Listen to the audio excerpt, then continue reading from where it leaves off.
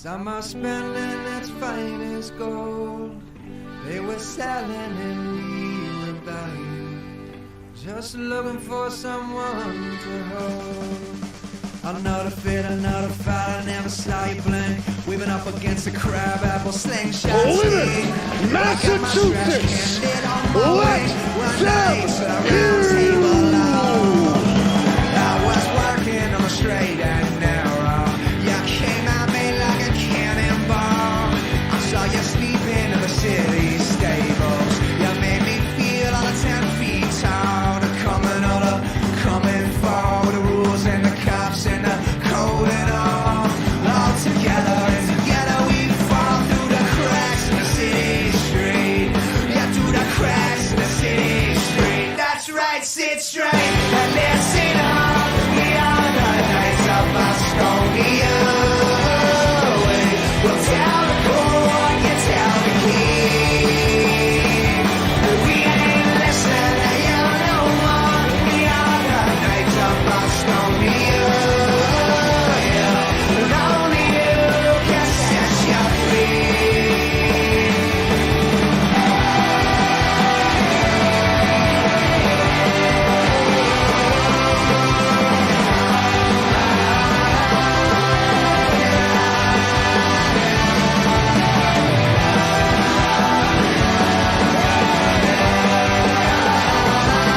Restless nights, innocent street, a fist of fight, some other king. We are the knights, jump your ring, a trusty steed, and some other scene. We are the knights of all Bastonia. Together we are the knights of all Bastonia. Together we are the knights of all Bastonia. Together we are the knights of all Bastonia.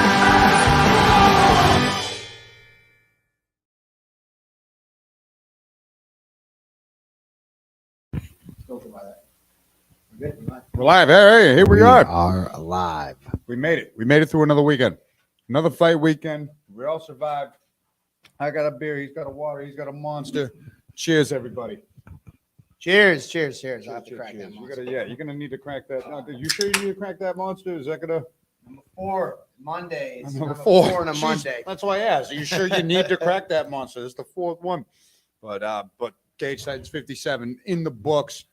A crazy evening full of exciting action from the very first match to the end, and a lot to talk about tonight. We're back doing a post-fight show on the Monday following. We got 15 fights to break down.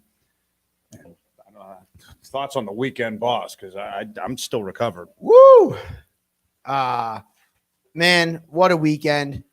Kicking off the beginning of 2023 with kind of a bang. I know it's cliche, but honestly, we couldn't ask much more from this show. I mean, we had a little bit of everything and a sold out crowd. Crowd was insane. They were into all the fights.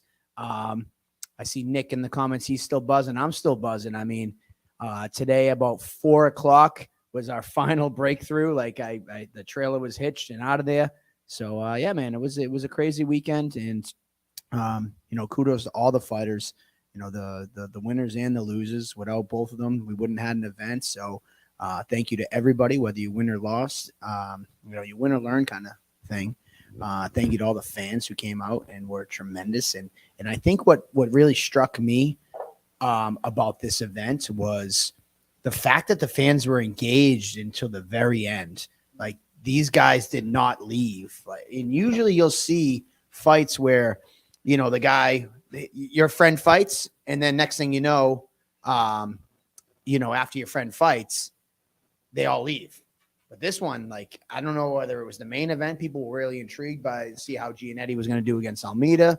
I don't know what it was, but the fans were loving it. I feel like you placed the card nicely.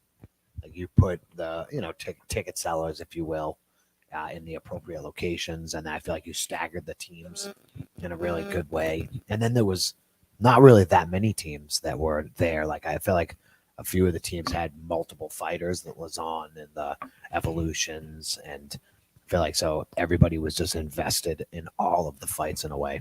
Plus, these fights are amazing. Yeah, I mean, I think that you're absolutely right. Like, it's just I don't know, man. It was just there is some sort of science to this. People are like, oh, how'd you do it? It's like, well, there's certain, I always do kind of look at the card and I know that though we had 2 debuting, so to speak, females, I know that's a sought after fight that people want to see. So I kind of put that a little later in the card, even though both girls, one was from Maine, one's from North Shore, so they're not a huge ticket seller, but it's an intriguing fight. Where we put the Cam Arnold and the Will Smith's fight, I knew that was going to deliver. The Layton and Attalla, like I knew they were all fired up. Like it was just honestly, every fight delivered. I don't think, I was disappointed in any fight. And, I think that the Aaron crowd is Hughes really hustling with tickets. Hustler. And I mean, listen, he's got his shtick now. He's the mom. seats. Was he the mom banger or something? I don't even know. Mom killer, the Slayer. Yeah, Bomb thrower and mom banger. That's how it goes in Fall River for Aaron. That was a crazy fight as well, man. That was just top to bottom, finishes of all calibers, tested wills and hard-fought decisions. People recovering from devastating damage in early parts of the fight, finding in their heart and soul and their willpower to find a way back in to win or at least survive. It was an emotional roller coaster through the night, and that's why we love this shit so much. At the end of the day, is you don't get a feeling or a high like that other than fight night when you're seeing the best of the best competing in the cage, putting everything on the line, and it reverberates through the crowd. Everybody's involved in it. Everybody who's involved in the that captures those moments or prepares for those moments. It's just nothing but gratitude and thanks to everybody involved. And that's why we do this shit. That's why we're here today, even though we haven't slept. He's on 4 monsters. Like I don't know which way is up still, but it is what it is. And we got to give credit to where credit is due with all 30 of these savages that performed over this past weekend. So, like, too, the crowd is younger now comparatively to when we were fighting early in the Cage Titans legacy. Cage Titans 1, 2, 3. These young kids coming up now have a huge young fan base who are hungry to see the people that they support succeed, and you feel that energy on fight night, like the Menards and the Laytons. I mean, the Arpins. Like, these people are bringing insane energy from their fans. Yeah, I mean, and then that's the other thing. Like, a lot of times in the past, I feel like amateurs or first timers, they were nervous to bring fans to the event. So like I had many a times where fighters would be like, yo, I didn't sell any tickets because honestly, I don't know how I'm going to do. So I don't want that added pressure. And now I feel like that does not happen. That doesn't happen anymore. These guys are like, yo, I'm bringing my crowd because I'm going to feed on. They want to. It's a business, number one, because they're making money in T-shirts and ticket sales and all that. But number two, social media. They're like, social media. Number two, I've said it and I've been saying it for a long time. Guys, I'm telling you, I fought and I remember the feeling when I fought and I didn't finish my guy in the first round. And I went back to that stool and I've told the story a million times. You've heard it. And I was there. I was there. Yeah. And I remember looking out in the crowd and going, shit, get the F off this stool and get out there and keep fighting. Was that Jesus? Yeah, it was Dylan Jennings. Rest in peace. Yeah. But I remember, I in my mind, I had this vision of my fight. I was going to go out and that was him. insane. Yeah, I was going to smash him. Yeah. Talk about, that was insane. I remember that place was a rocking. Yeah, and I remember and I dominated him in the first round, but I remember coming back and it was like, I envisioned finishing this guy. I didn't finish him. What am I going to do? I don't know if I have the energy. But then I fed off the guys and I look around and I'm like, these guys are cheering for me. My Rocky moment, like, get up, you son of a bitch, because Mickey loves you. Like, I'm like, all right, get up. And then I remember going back to the stool in the second round and sitting there and being like, fuck, I didn't put him away. Like, I don't know if I have enough energy. And looking around and feeding off that. Like, I think that, that whole fear for our amateurs are like, hey, don't sell tickets for your fight because you don't know how you're going to do.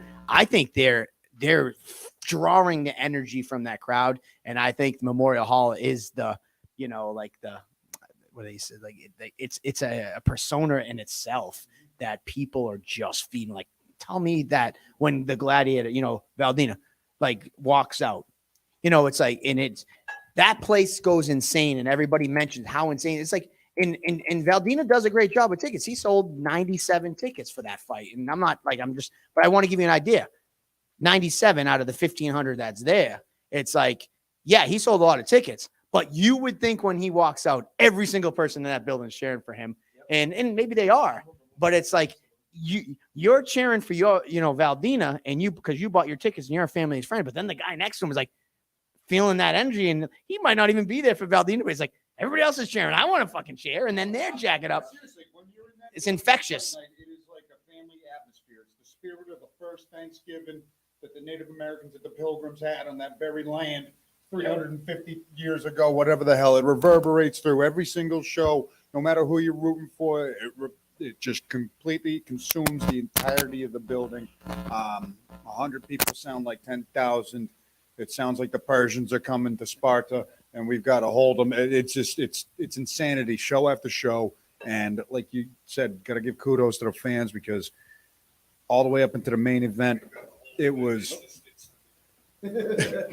as jam-packed as it was when we started the show. It was crazy. And one thing that I think also is different about Memorial Hall is this: like when you go to other venues, and I don't try to like knock anybody else, but when you go to other events and other venues, they are more of like a, you know, like a casino event, for instance. And, you know, I'll just say it like it is. Like, you're at the casino, you're having a good time, and you know, you're having like your fun with your friends and you're socializing, and there's fights going on in the background.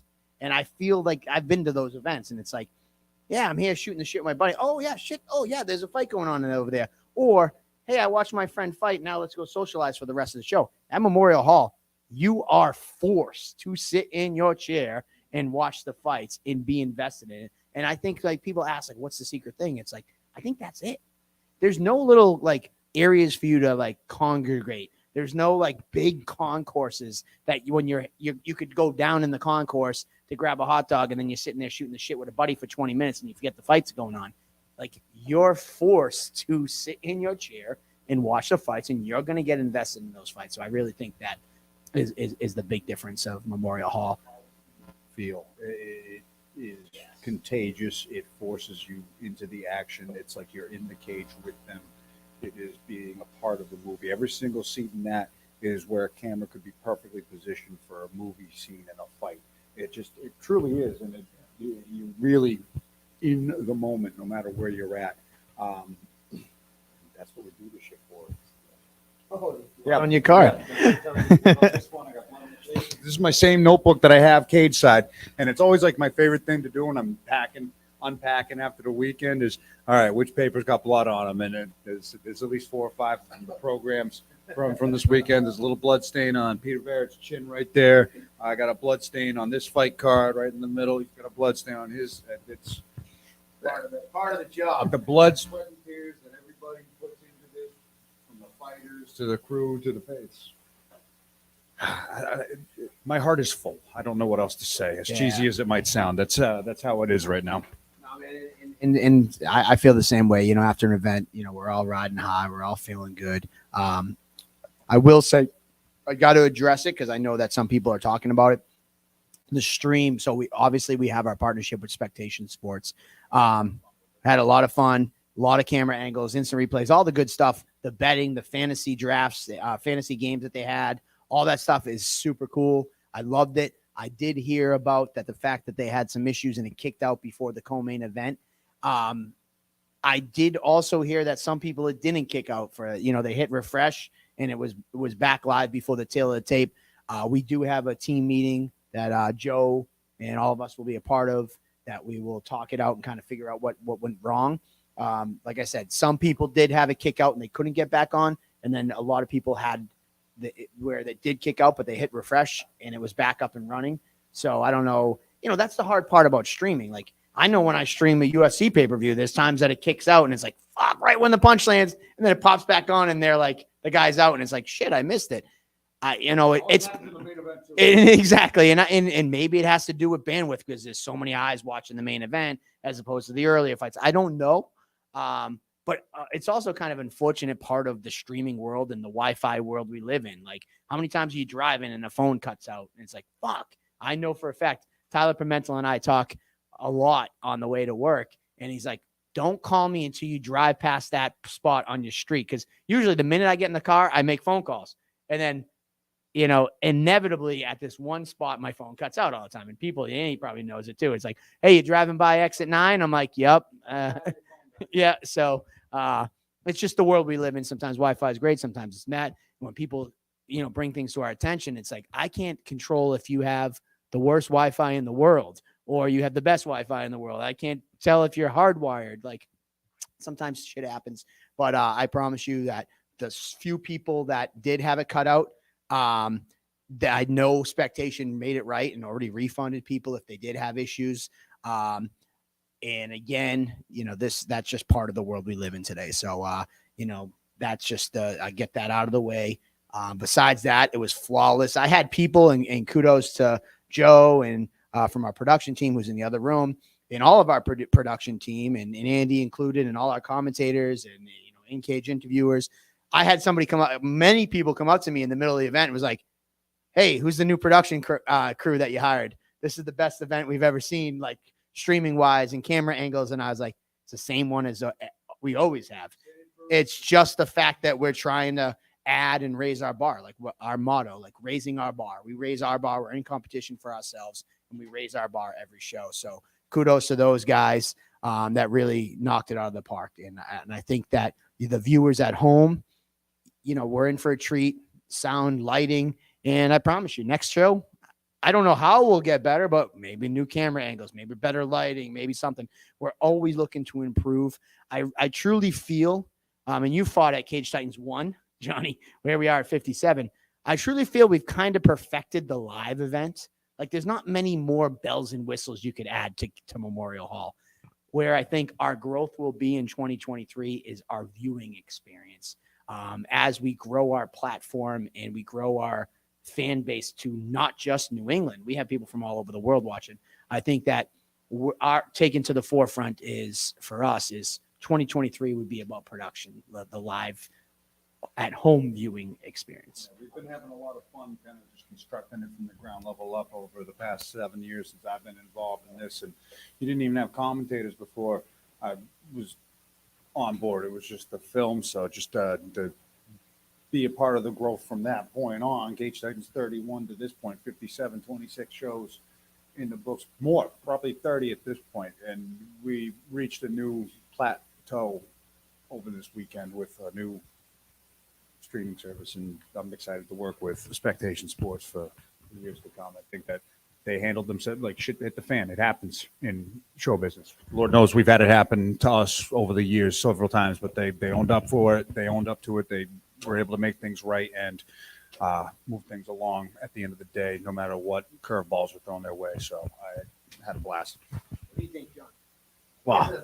We're going to get to those guys. Don't worry, but we're decompressing ourselves and kind of coming down. Like you said, you fought at Cage Titans 1. Yeah, I mean, you started Cage Titans because you fought and you felt like I can do better than what the other promoters were doing, and to then see how far you've taken what you did and how you were like, you know what, I can do better than I'm doing, and constantly improving. It was like graphics this year, and then the next year it was replay. Then, I mean, the lighting rigs and walkouts that are, yeah. Well, you've done all kinds of different stuff too, as far as like live entertainment. You've had bands come in, you've had DJs. You're just always pushing the envelope, if you will. So, and I think with like the boxes and VIP sections and stuff, it's just like it's brought to even another level. And Johnny was instrumental. He was there until like 10 o'clock on Friday night. So I think this is the first time Johnny has officially earned his setup wings. He was there. So last show, his most important part of it was bringing us Bark. He brought Bark into our lives. Bark, give him a quick plug, and maybe we'll get a sponsorship. Let's go. In Plymouth, if you love brisket and other smoked meats, then get there for sure. Last event, he was there helping out Martina and doing all the photos, and he introduced Bark. He's like, I'm going to get Bark for lunch after this, and then I'm going to go home with Martina. We're going to edit the photos. And I was like, Bark, what's that? And he brought it to us. This time, I thought his only task was going to bring us Bark after weigh-ins, and then he'd go and do his thing. Johnny was rolled up his sleeves, and he was there for the long haul, and he got to see a little behind the scenes of the setup. So Yeah, you were helping with the lighting truss and the it was he was there. It gets hectic. The luxury boxes, he was there helping us out, put it together. So yeah. In the right spot, and then they absolutely were utilizing the TVs, and If you got a VIP box, they actually had TVs. And you could see the screen right there. It was next level. So I wonder what is next. What do you upgrade next, or improve on? We did order about $12,000 worth of lights from China that is currently on a cargo ship over here. It was hoped that they would be in for this show, but they weren't. But they will be here for next show. So that's what's coming down the line, Johnny. There you go. So, all right, cool. Well, without further ado, I've been banned on Facebook for a week, so I haven't been able to. What a show. Truly one of the best nights of my life. Aaron Hughes hopping over on YouTube so he can watch this. I know. Jeez. I know, man. And speaking of March, like, I'm blown away myself. Like, we announced the fight for our May card. I mean, can we even talk about that? Like, Battles versus Raz Hilton. Like, it's funny. I was talking about it before the show, and somebody's like, "Oh, I heard you mention on Table Titans you're going to have a Battles announcement. What's going on?" I'm like, when you see somebody in particular at our event, you're going to know exactly what's coming.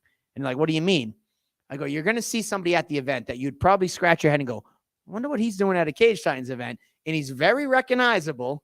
And when you see him, you're going to be like, oh, shit. I think I washed my hands next to him in the bathroom, and I was like, this is a giant fella next to me, and then I had to run off, and I didn't even realize that was Ross Hilton standing right there. I wasn't even aware that was the opponent for Battles in May. I knew that we had a Battles fight for him, but I didn't even know it was Ross Hilton. And when he walked in, I was like, that's the ponytail of the big fella I washed my hands next to in there. I didn't even notice that was Ross, but man, that's a fun heavyweight fight.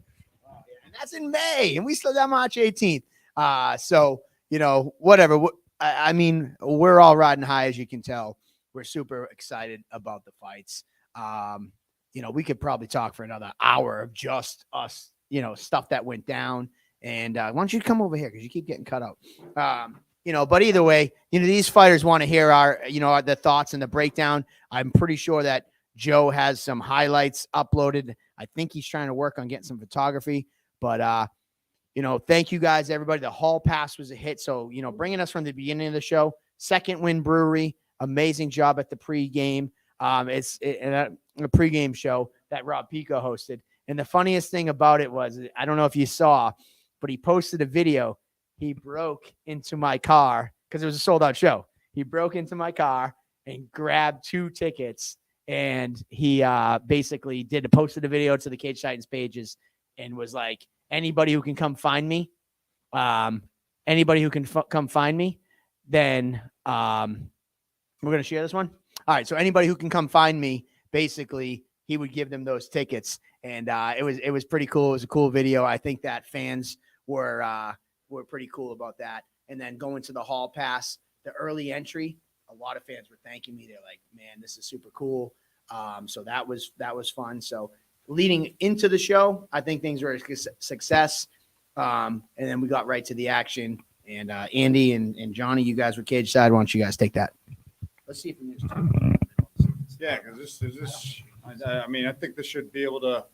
I'll lean it. We're gonna go this way because I think I'm the most boomiest voice. Boomiest. Can y'all hear us fine as I'm holding the microphone here in the center of the table? Give us a comment or so. There's a shitload of you watching. All of a sudden, I'm nervous. Big show there. I gotta be mindful of my P's and Q's over the rants I'm about to go on here. Never mind. I'm unleashing everything tonight. But 15 tremendous fights. Owen and Matt Vay, though, from BTT Taunton, kicking things off before anything went going. I've loved these kids grappling matches that we've integrated into the Cage Titan shows. I feel like it's a nice primer that sets everybody in the crowd ready. It doesn't start off with that much of a bang, but it's that younger generation. And honestly, like watching them, they could both heel hook me. They're like 10, 12 years old. I'm not sure how old they were, but Owen and Matt Vay from BTT Taunton kicking things off. Very impressive. They're in 50-50 position, sweeping each other, going for leg locks, and they're just wee little lads. It was crazy, the skill set there. And I think everybody watching the crowd is, if they're there for the first time, that's the last thing they expect. And it kind of sets the mood and the tone for the rest of the show. Absolutely. I feel like, you can really get behind youths being athletic like that. So, the Bruins have the 1 minute, mini one-on-one. And so I feel like it's super fitting and the crowd loves it. I love it. And it'll be very cool when one day that we have a kids grappling participant who fights in the cage. Yeah, we've had a couple of grappling super fight participants step up into the cage, some that we'll talk about later tonight, that took place later tonight. But yeah, imagine when they come of age, these super fight grappling kids from everybody that's sent them our way up since they were 9 or whatever. Yeah, that's like going to the big baseball diamond for the first time, but you've been playing t-ball since you were 6. It's not that big of a jump. It's going to be crazy. Yeah.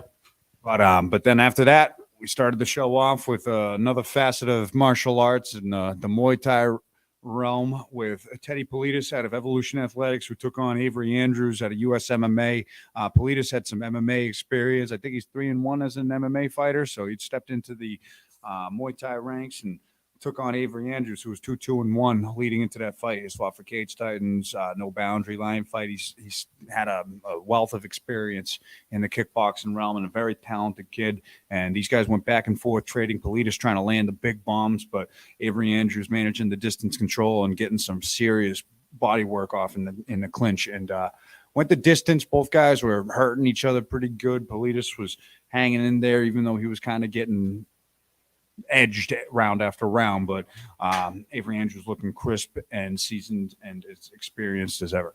Yeah, Politis tough as nails, coming forward with a lot of confidence in the beginning, but Andrews kind of beat that confidence out of him over the course of the fight, and Politis was pretty well defeated by the end, but never really stopped coming forward. It was very impressive. Andrews, definitely a huge potential. Maybe a Muay Thai championship fight could be in order in the future. Yeah, if he keeps going down the road he's going, I think that I'm not sure if he's got aspirations to turn to mixed martial arts or It'd be dangerous, I feel. In an MMA environment with his striking abilities and then athleticism and general build, he would be a handful for almost anyone. Are we seriously adding another microphone with the I love it. That's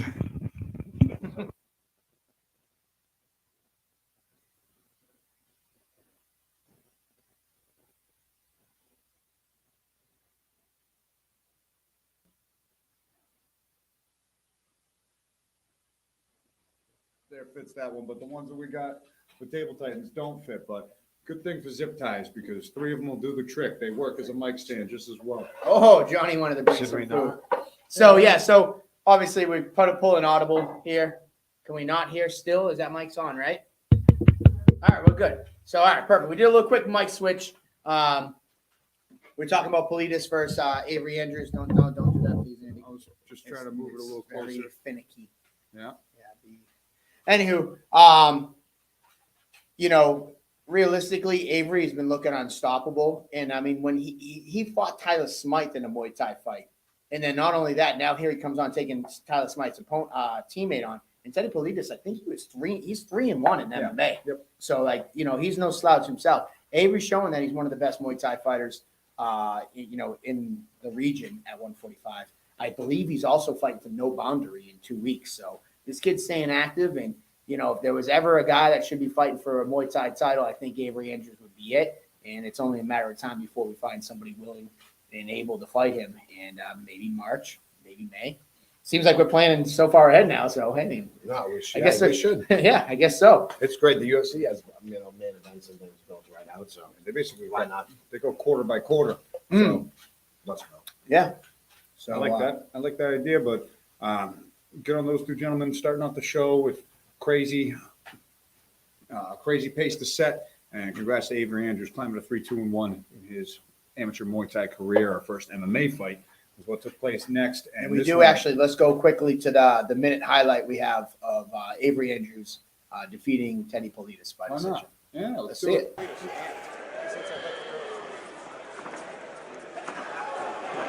Teddy closes up distance immediately. Landed some hard He's going shots. super aggressive here.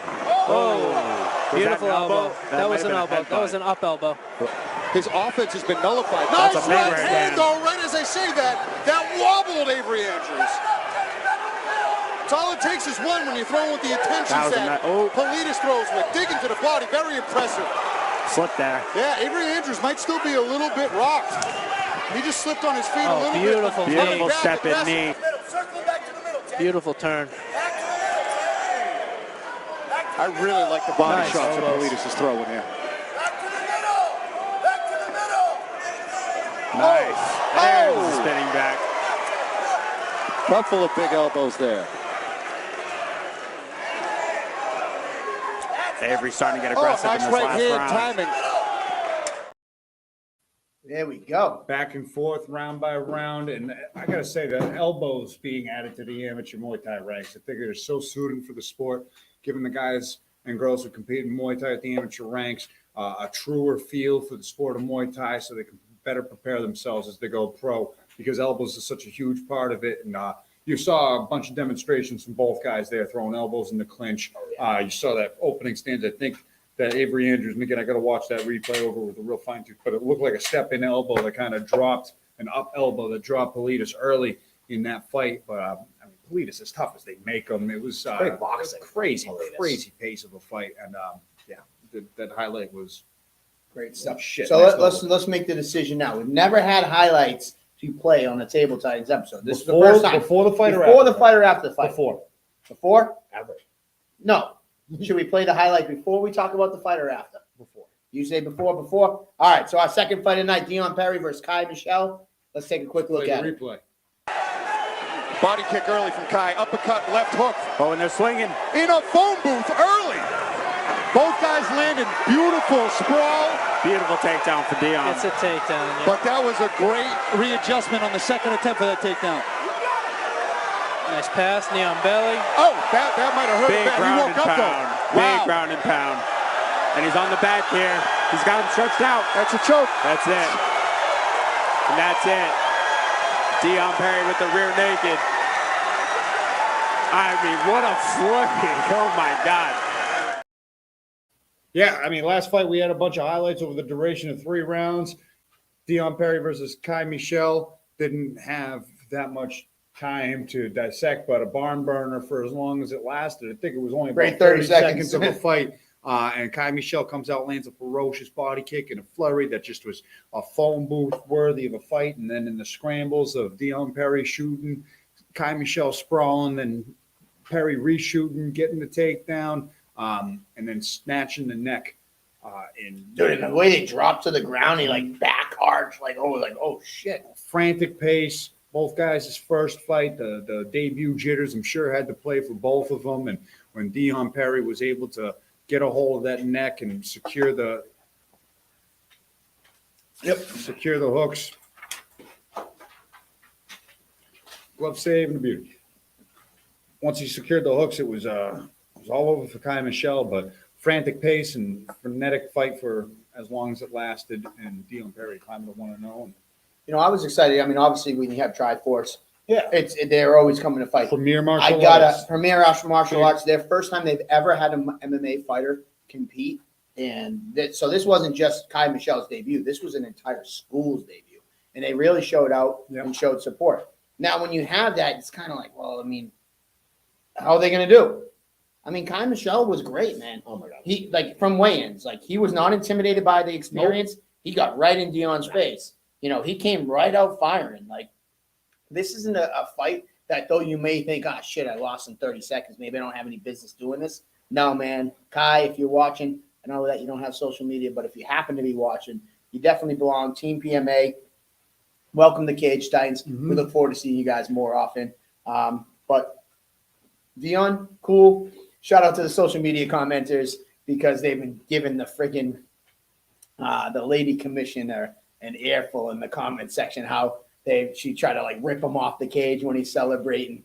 Yeah, I get where they're coming from. God forbid he falls off of the cage. Yeah, but I mean, come on, who doesn't jump on a damn cage? Who doesn't throw their mouth guard in the crowd? Like, It's usually pretty funny when they're like, no, don't do it. But they're gonna, you're gonna fight them to stop them? Right. Yeah. Let them celebrate. Just come on. yeah. The question is, did they tell them in the back room you're not allowed to jump on the cage? Well, I think you're not allowed to, but the why is subjective, and the fuck it's will always win after you win a fight in that kind of magnitude. So I think it's a stupid rule, myself personally, and it's just that I mean, you look silly when you try to control a fighter from celebrating a moment that you couldn't fathom being in yourself. Amanda Ferreira, she also jumped on the cage. Yeah, she says, "Please lower the cage." It was a struggle, and it's funny after I saw that. I did look at your celebration, and she had to like climb up the cage. It was kind of comical. Yeah. But my feeling is this: like, fighters are going to jump on the cage and celebrate. There's basketball players who jump on the announcer's table to celebrate. Like,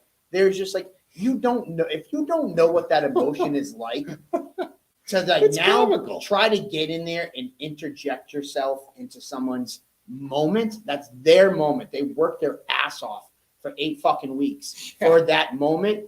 Don't interject yourself. And I know, and I said that in the Johnny, to your point, Johnny, they actually did say it at the Of course, I know. And what I did is I actually was like, I've been back. and I said exactly what I just said.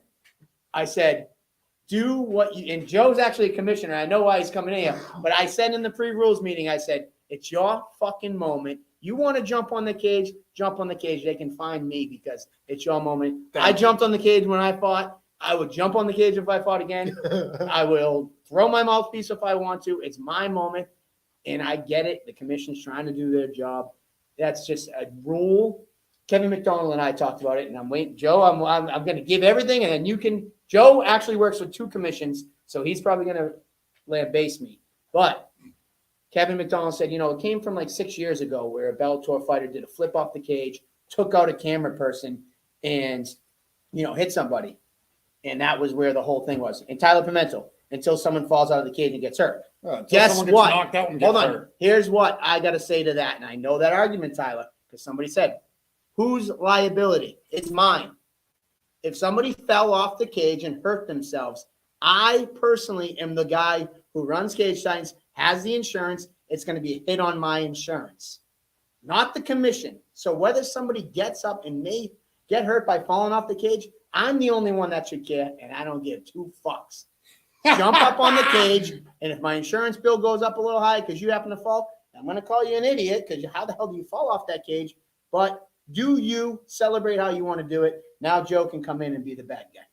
I'm not going to be the bad guy. Ah! My opinion is this, because I've been in that cage and I've won a couple fights.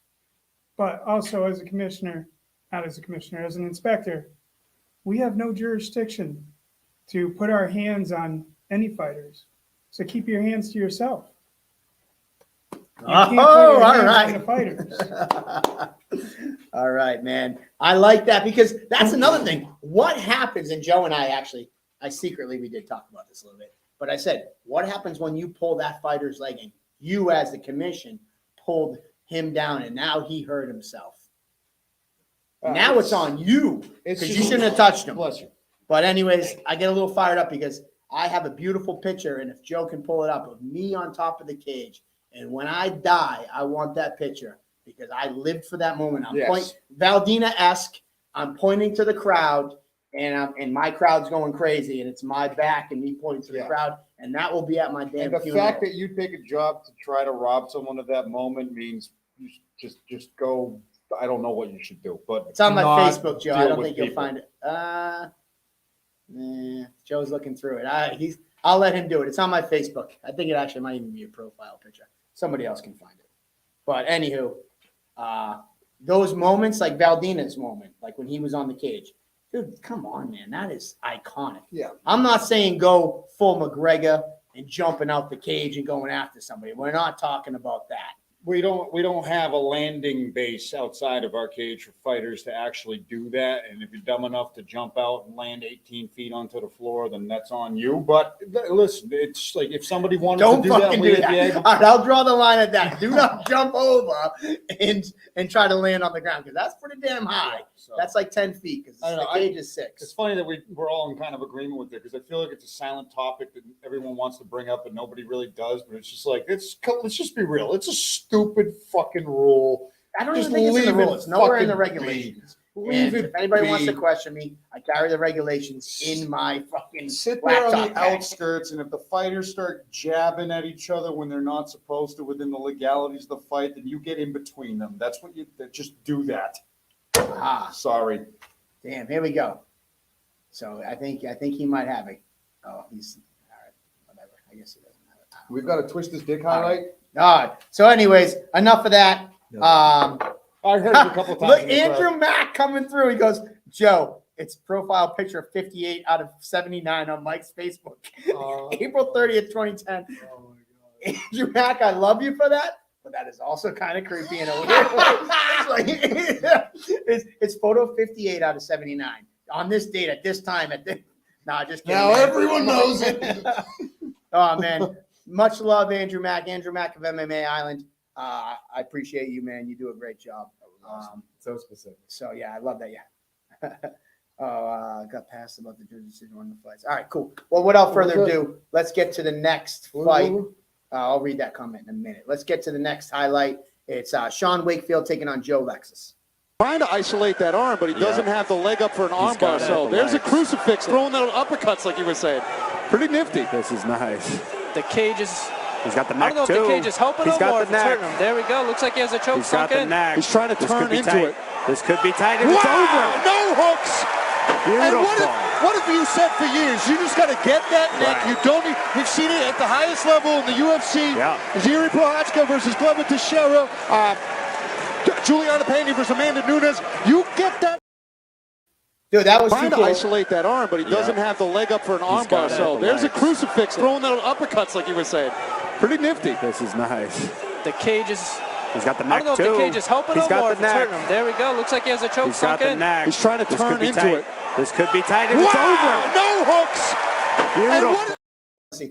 Oh, wow. That, dude, Sick. that was sick. Johnny, you said you were right there while we were watching that. Like, what does that guy even do to get out of that position? Like, Oh, I mean, he has to turn as hard as he possibly can, basically, and like rip that arm out of there. That's what I'd be trying to do, and just turn in, get onto your knees, basically.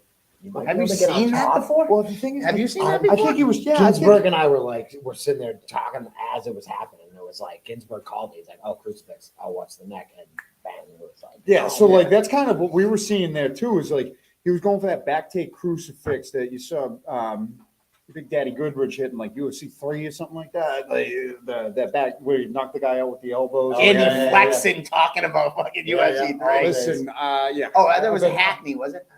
And he's like, Oh, it was, Oh, Gary Goodrich. Yeah, it's Gary Crucifix. Goodrich, All right. yeah, I know my shit. Brandon Boats knows his shit, too.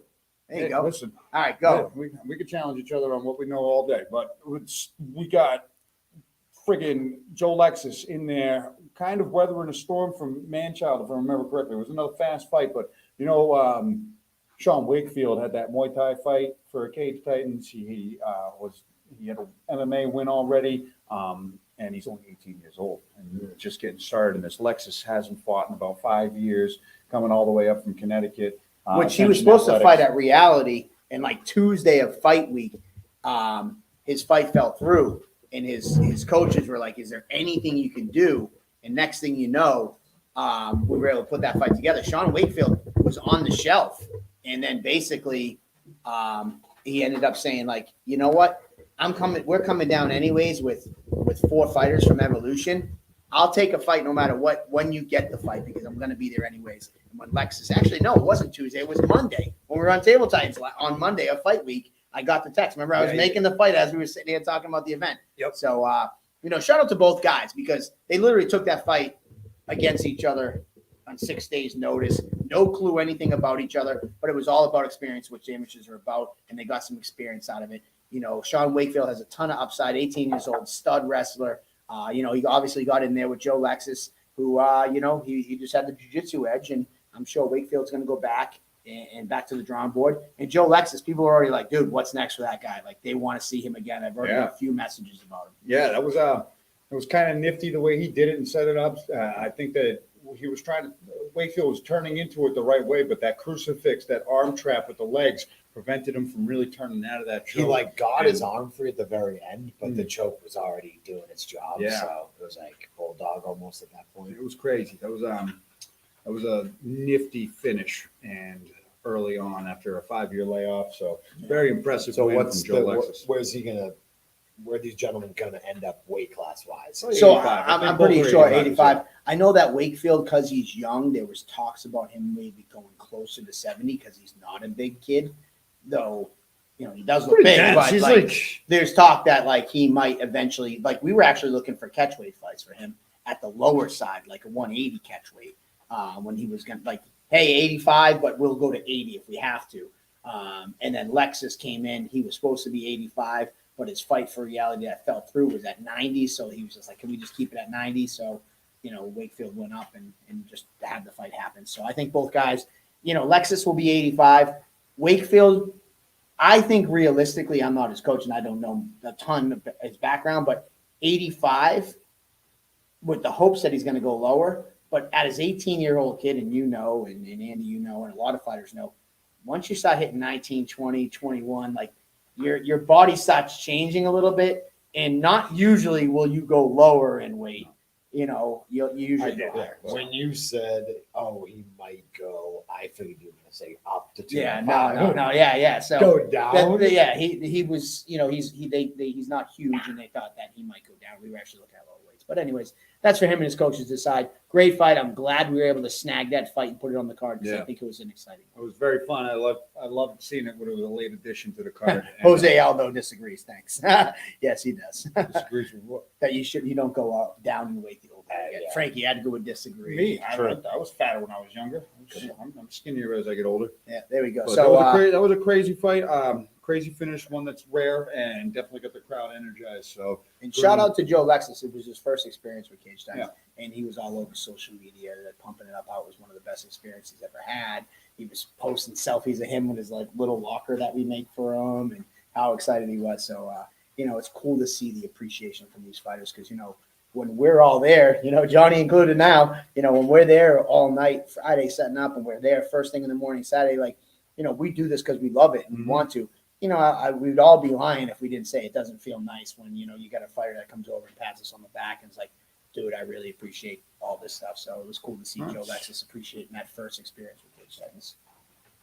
So anyways, next fight, we got Hannon Sanford versus Jack High Noon. Cool nickname. We were talking about that pre-show. What would Jack Noon's nickname be? High Noon. So without further ado, let's check out some highlights.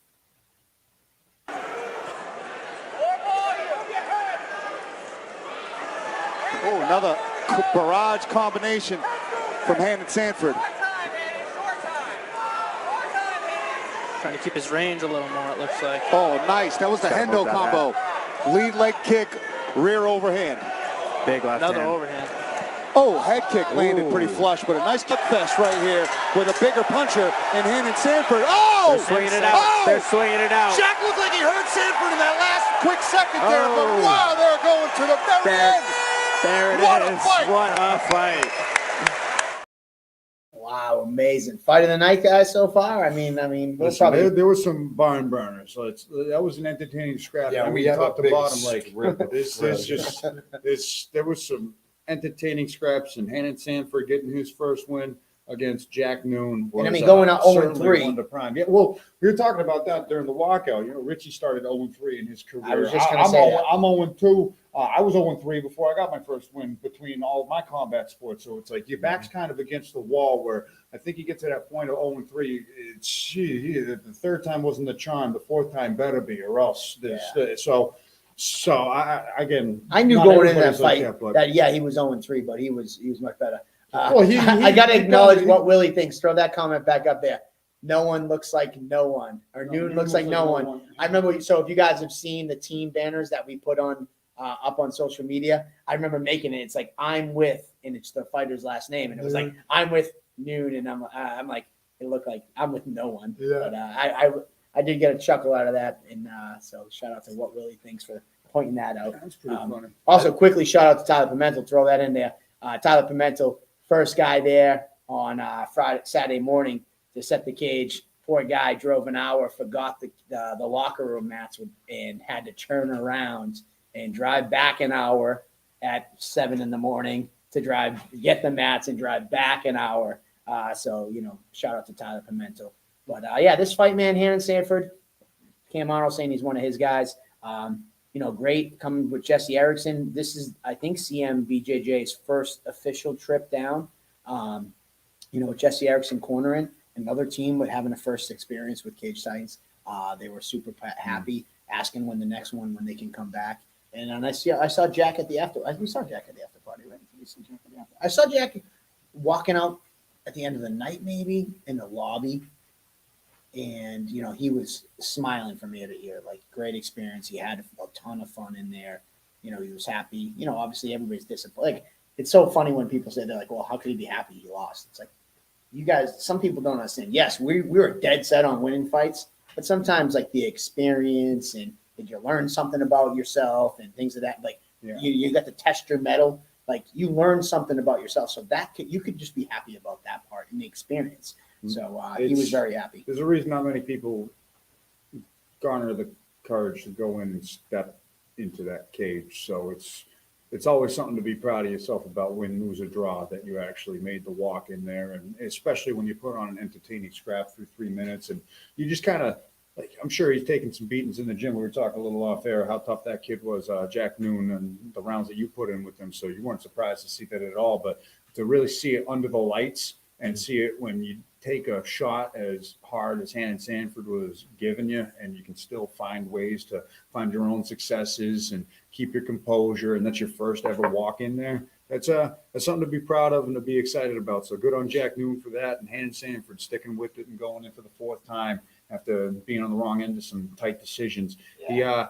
He really solidified himself and ran away with the scorecards every minute of that fight, even though Jack Noon was never out of it. The slipping and ripping, the perfect timing on the counters, that real teaching him that stuff over there.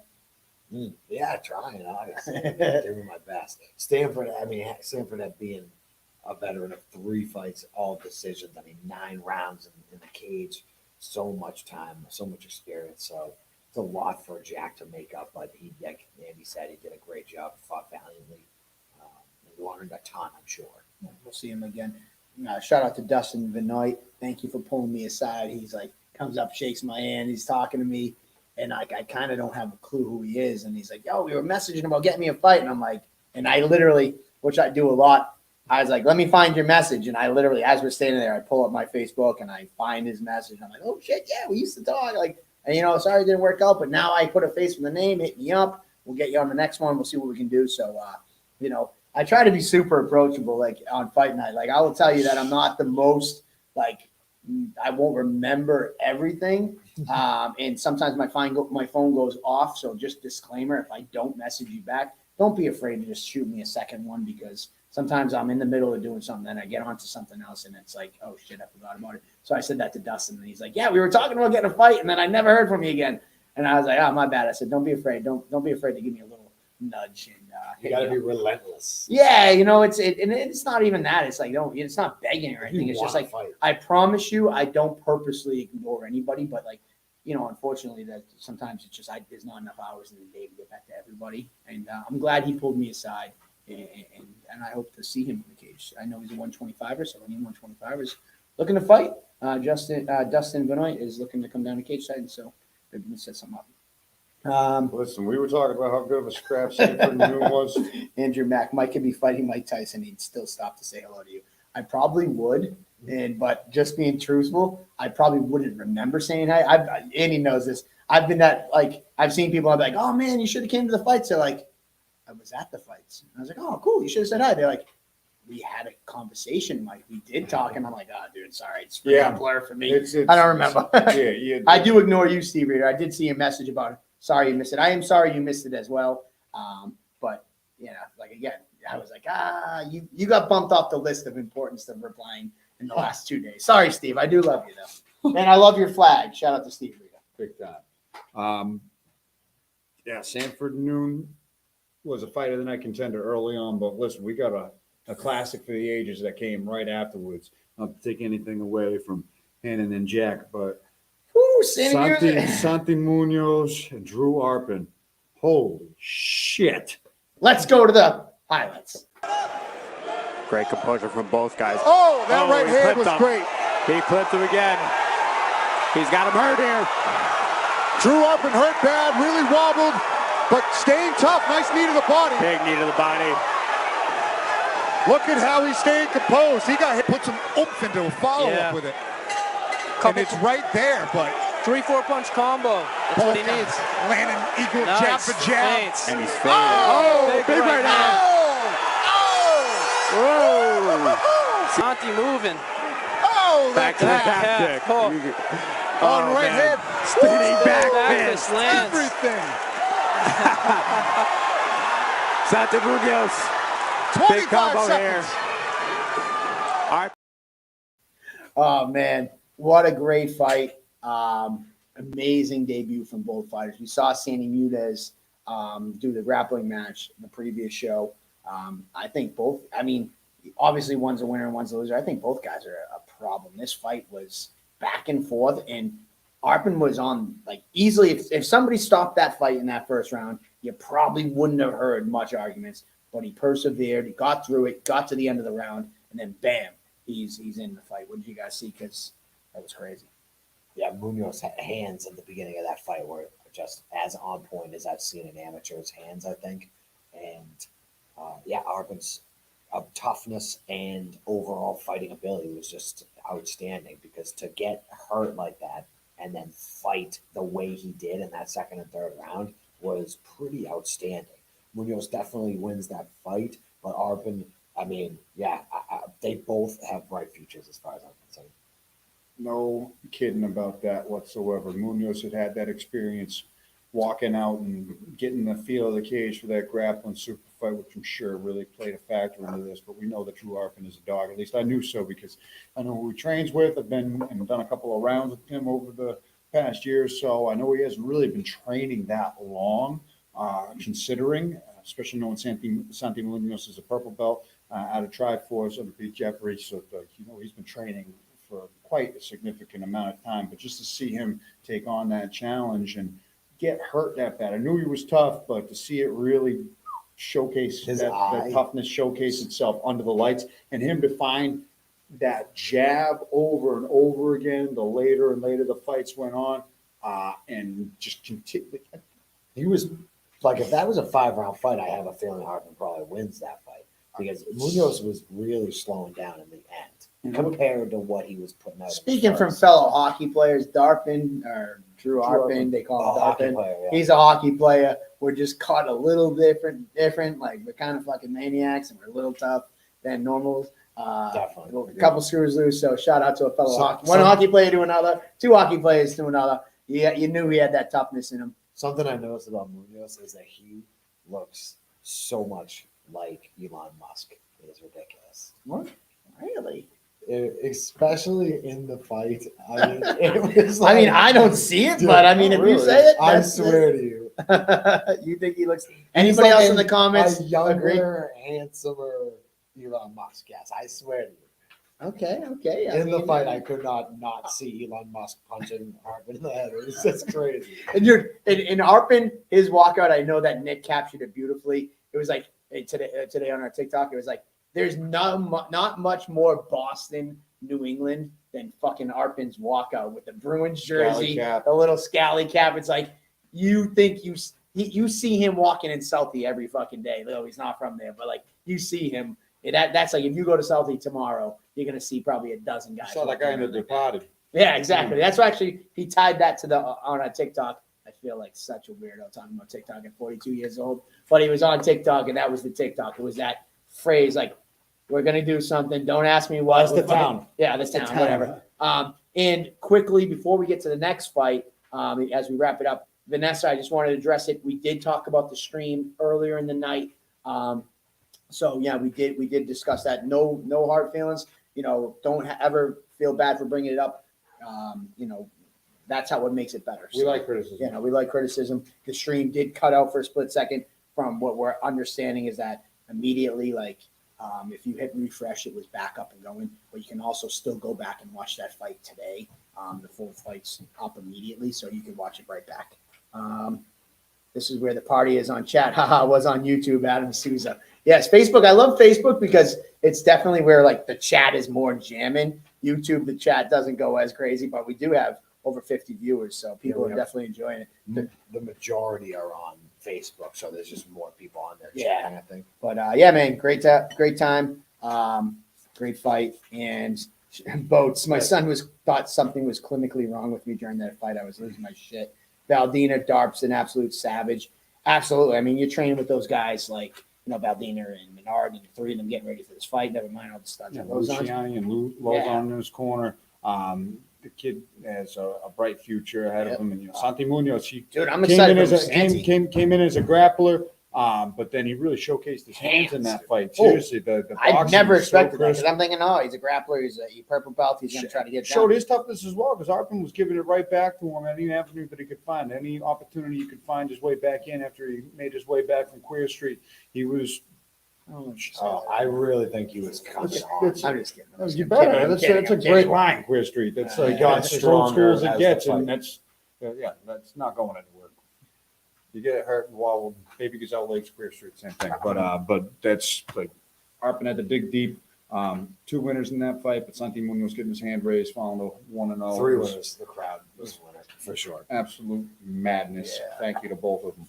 And I mean, I think that was Triforce's second guy fighting that night, or is that the first one up? Perry as well. Yeah. Right? So 2-0 on the night for Triforce. Big performance for those guys in that school. I saw Dion Rubio and Tyrene De Silva in the crowd. Talked to them a little bit about what's next for those guys. So I'm excited to see Triforce. I'm always excited to see Triforce, but I think we got 2 young studs. Dion Perry posted today that 135. Here I come. 555. He might, I remember he didn't think his height would lend himself to the lightweight division. So, he's got some goals to go down in weight. 35%. He's skipping 45 immediately. Just skipping. He's like about 45. Well, I don't think those guys cut much weight. Just walking. Neither one of them seemed like they were 255. They both seemed like they were just all right with what they were walking in at. Yeah. I could be wrong. Maybe a couple of them. Michelle was shredded up. Not like a big guy. Yeah, not like either one for that, I think. Yeah. But anyway, so there you have it, Santi Munoz and Darpin. Drew Arpin. I know. He's not. I talked. That's his Instagram handle. But next up, we had a fun fight. Lindsay Kelly, Amanda Ferreira, and spin back fist. Let's go. Inside leg kick. Beautiful spinning back. This fight's over. That's it. Spinning back fist on the button. What a knockout. Who saw that coming? Lindsay Kelly's trying to this replay. Let's see this replay. Look at this. Bam! Beautiful. With the forehand. Oh my God. Great call by Right the on the chin. And she baited her into it because she was being very conservative, kept backing up, and then boom, throw this out. I mean, nobody saw that coming. And look, she break falls. She's recovering as quick as she can. But look at that follow-up hammer fist. Yeah, man. Listen, shout out to Amanda Ferreira for that beautiful on the cage celebration, yelling into the camera. That was cool. I love it. I love it. That was great. How do you guys feel about the stoppage? Fair? Then Johnny. I really thought that was fair. I know that Lindsay Kelly, she's as tough as they make them. They're all savages up in Maine and Evolution Athletics, so they would have loved to see the fight go on, go out on her shield. But for my money, as an amateur fight, you don't really see too many spinning back fists. So I think that magnitude of a knockdown, though she popped right back up, she was still on that wobbly sense. That's right a radial strike, not a back fist. Good technique. Yep, I mean, it wasn't, she threw the back fist to land the fist, but it did land with the forearm there, not quite the elbow, Almost the elbow. Perfect radial strike. It landed right across the chin, absolutely perfectly. And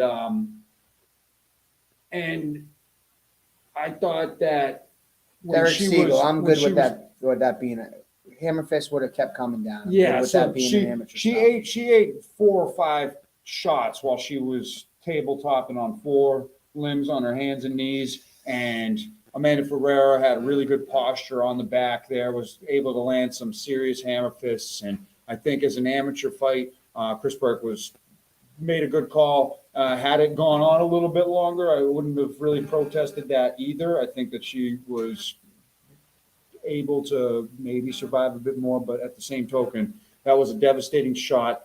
Maybe she was a little off balance the way it landed, but also at the same token, it landed pretty crisp, pretty clean, went down, and even though Lindsay Kelly was able to kind of move right away when she hit the ground, you could see that she was a little out of it, and the follow-up punches were enough, and Amanda Ferreira did what she had to do to put her away and get the job done, as opposed to like walking away from it. So kudos to her getting the finish. I have no problems with that stoppage. Like I said, it wouldn't have been mad if it had gone on a little bit more, but for an amateur fight, I thought that was a good jump in and a huge win for Amanda Ferreira. Impressive and an impressive highlight for the ages. Yeah, I mean, there's no shame, and I know that. Hey, you're not upset. I see Andrew Mack talking about. She also said the commission apologized for the early stop. They would talk to the ref. You know, I again, I'm never going to say that didn't happen, but I mean, obviously, you know, the commission. I've heard fighters say that before. They told me that was a bad thing.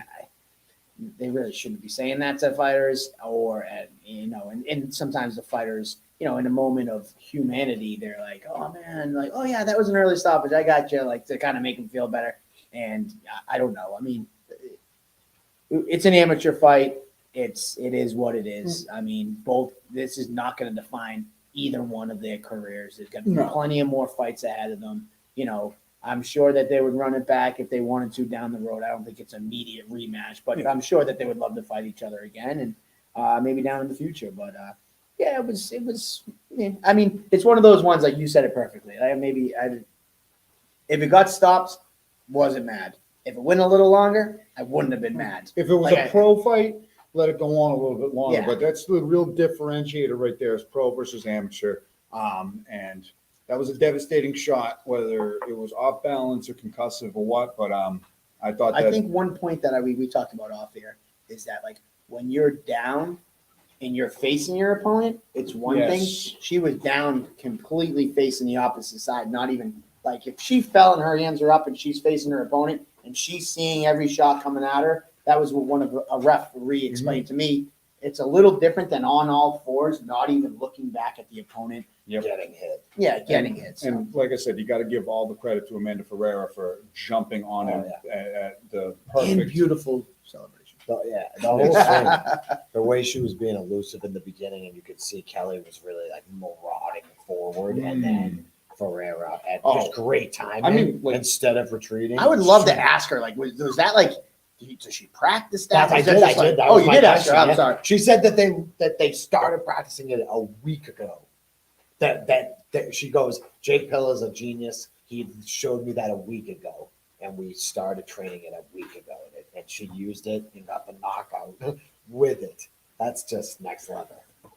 Pilla is a genius. Yeah, man, listen, Pillar is a Devin. Good. And that was the Gorilla Crew, Jake Pillar, their debut, Cage Titans. And it's so funny because like Jake, like I've talked about this last show, like when a guy like you, a guy who's come up fighting, and then here he is bringing students to me to fight on our show. Like you fought, and now here you are bringing students. The same thing with like Jake Pillar. Like he was a fighter, and now here he is coaching and bringing fighters up under his tutelage. Yeah, Bruce Luciani, who's an amateur fighter for us. Like it's so cool for me, and just for me for a moment, like to see guys that have shared our cage as fighters now going full circle in the evolution of their careers to now that they're the veterans, now they're the guys that are the coaches. It's super cool. I love it. And I love that some of these fighters are still staying involved in the sport and being able to do, offer what they've learned in their career to the younger generation. So it's very cool. And real quick before we jump from this fight, I got to say, Lindsay Kelly, like right before that back fist, she was stalking Ferreira, and just the look in her eyes, she looked like a woman possessed. Yeah, she's got that like ice cold killer vibes in her. So no doubt about it. I'm not surprised at all that she was frustrated with how that fight was stopped, because she's just got that crazy blood in her. I don't know what it is, but she just is about it that she was willing to go completely unconscious in there. So not trying to take away anything from the work that she did and her toughness or whatnot. She absolutely will be back. But no, I do think that was a very adequate stoppage for the amateur ranks. Solid. So next up, what do we got? We got, oh man, there was a lot of bad blood. They had to be, I think you told me, didn't they have to get separated at weigh-ins? Yep. They had to get separated at weigh-ins out back or something. Local had to Before step the in. weigh-ins. Before the weigh-ins. Like upstairs. Oh, Jesus. But Brett Layton taking on Joe Attalla. Simba. Looks like Brett's going to catch that kick. Nice, beautiful sprawl. Great sprawl. There's Hit the the camel's double. butt. He's got his legs locked now. He's going to take it down here. Beautiful dump. It just took a little bit longer for him to finish it, but Very impressive. I was blocking the cage. That was a cartwheel kick on all facets of it, yeah. That was Another nifty. shot, Backing right on the back leg. down. Great job by Brett. And Brett just showing off his wrestling chops here. Yeah, he's trying to lace up those legs. Nice long right hand, I think, right here. Oh, Beautiful double leg here. Oh, we'll take another look at this scramble here. Yeah, and Brett. Yeah, so Brett ends up in kind of a bad position here, but watch, he kind of takes the arm and he runs him over. keeps that leg. Just going like a straight forward, throws him Very nice. right over. Beautiful, beautiful takedown. That's just high-level wrestling. Relentless, the ability to chain it. Yeah, it's tough, man. When you get sprawled out like. Talking about what you just talking about. That last last piece that, of little, that last little chain scramble wrestle. right there when because I was right cage side, and when Attalla sprawled on Layton, I thought, oh wow, great sprawl. That he said Attalla had told me, hey man, I wrestled too, I can wrestle, and he sprawls hard on Layton. And I'm thinking, oh wow, very impressive. He does know how to wrestle. And then Layton, just like the good ass wrestler that he is, just like a bulldog, just drives forward, and that sprawl that Attalla had just became like nothing. You know, he drives right through it, gets the top position. It was the story of the fight, really. Yeah. You know, Yeah, there was tit for tat, strike wise. Attalla was landing his effective strikes in the feet, was getting creative, and Layton staying in the pocket, throwing kicks to the legs, kicks to the body, kicks to the head, piecing hands together. But then in those grappling exchanges, I think was the real differentiator of the fight as the rounds went on.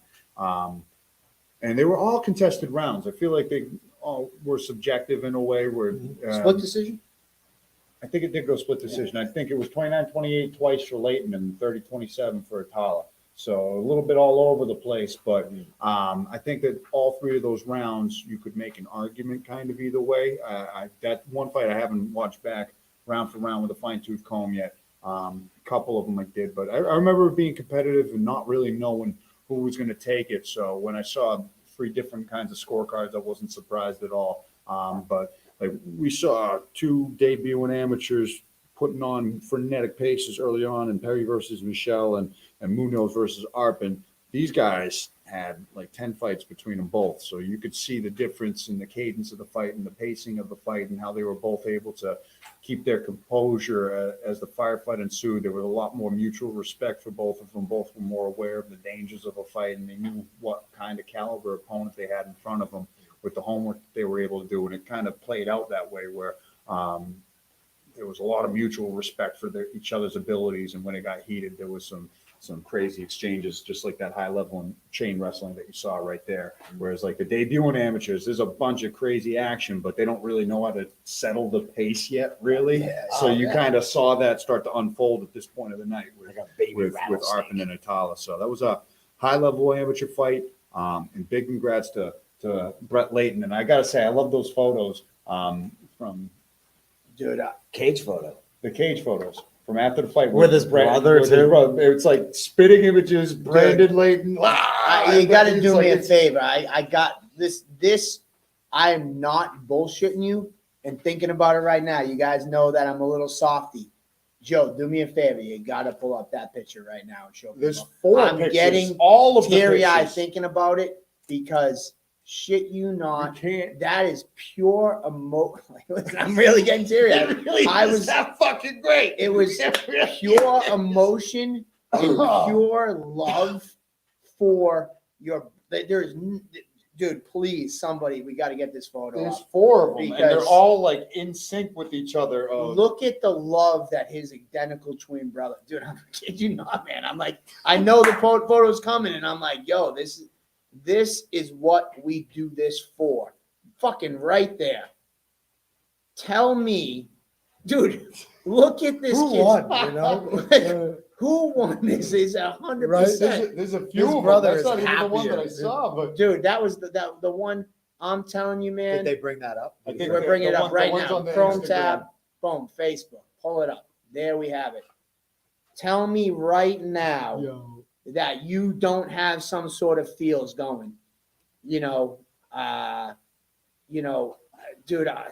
let that picture just talk. Like the joy, the emotion. It is just. This might be my favorite photo I've ever seen at Cage Titans. And it's just because these guys, if you know them, I've talked about a pre-show.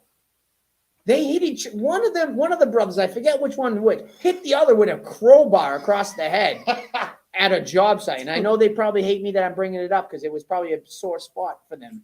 They hate each other, but they fucking love each other this much, man. I wish somebody would love me that much because this fucking man is pure emotion. And that is an unbelievable fucking photo, man. Yeah. Shout out to you guys, bro. I love you guys, man. That's awesome. And the Layton twins, there's never a dull moment with them. The characters to the fullest. They're savages, the biggest hearts, and it's. I've been a fan of watching them both fight, and anytime I see them, it's all hugs, all love, and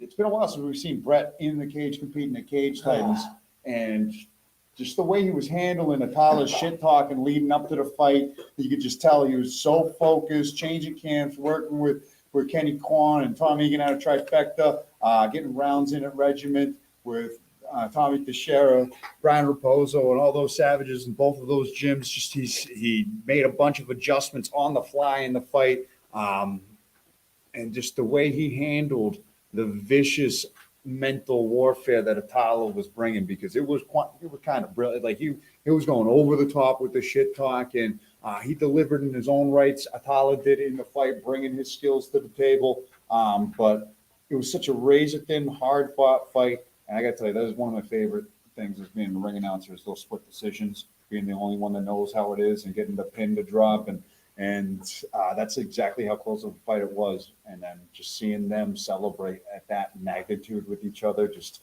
completely, it is, when I saw those pictures, I'm sitting there like, wow, there's 4 of them on Instagram that you just swipe through, and there's just 4.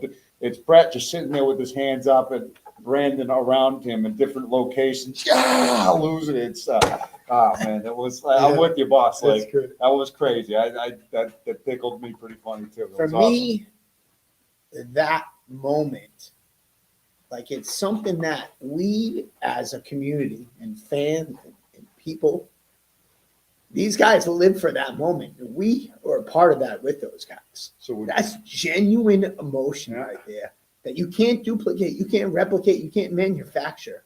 That's what we're a part of when we do this, what we do, guys. Yeah. Love it. That's 8 months of hard work and dedication from 2 twin brothers through the camp, seeing it at home and in the gym day after day. And it's like all 3 of us have been through it. We've all been through fight camps. We know the ups and downs that go through. We know those little injuries that go through. So I don't give a shit. Like, fuck it. This is emotion too. Commission, media, I don't give a shit. If you're on the outskirts of this sport and you haven't been in the fucking trenches, shut your fucking mouths. You don't know what the fuck it's like being in there. You can't lick the fucking dirt off the boots of anybody that goes in and suffers now through a Andy's gonna hit fucking me drill with down that there. more. So anytime I hear criticisms from anybody in the fucking comfort of their mom's basement, talking into a fucking microphone, or sitting at some fucking board meeting, thinking they know what the fuck time it is when it comes to these fucking fights and events, you don't know the shit off of it. Suck a toe. I will say this, and also my last piece, why I'm even more emotional a little bit about this, is because, a couple days before the fight, Brett Layton and I found out on, I think, Tuesday or Wednesday that he was actually suspended at another commission. He was suspended for his last fight. And the reason he was suspended indefinitely, is because after he lost his fight, they thought he acted like a jerk. So the other commission suspended him indefinitely. And I had to make that call to Brett Layton and be like, listen, man, you're suspended. They suspended you indefinitely. They're not going to take you off, and you're not going to be able to fight this weekend. And he was like, no way. Like, what the hell? He's like, that doctor that was at that fight told me to fuck off. I told him to fuck off. It was emotion.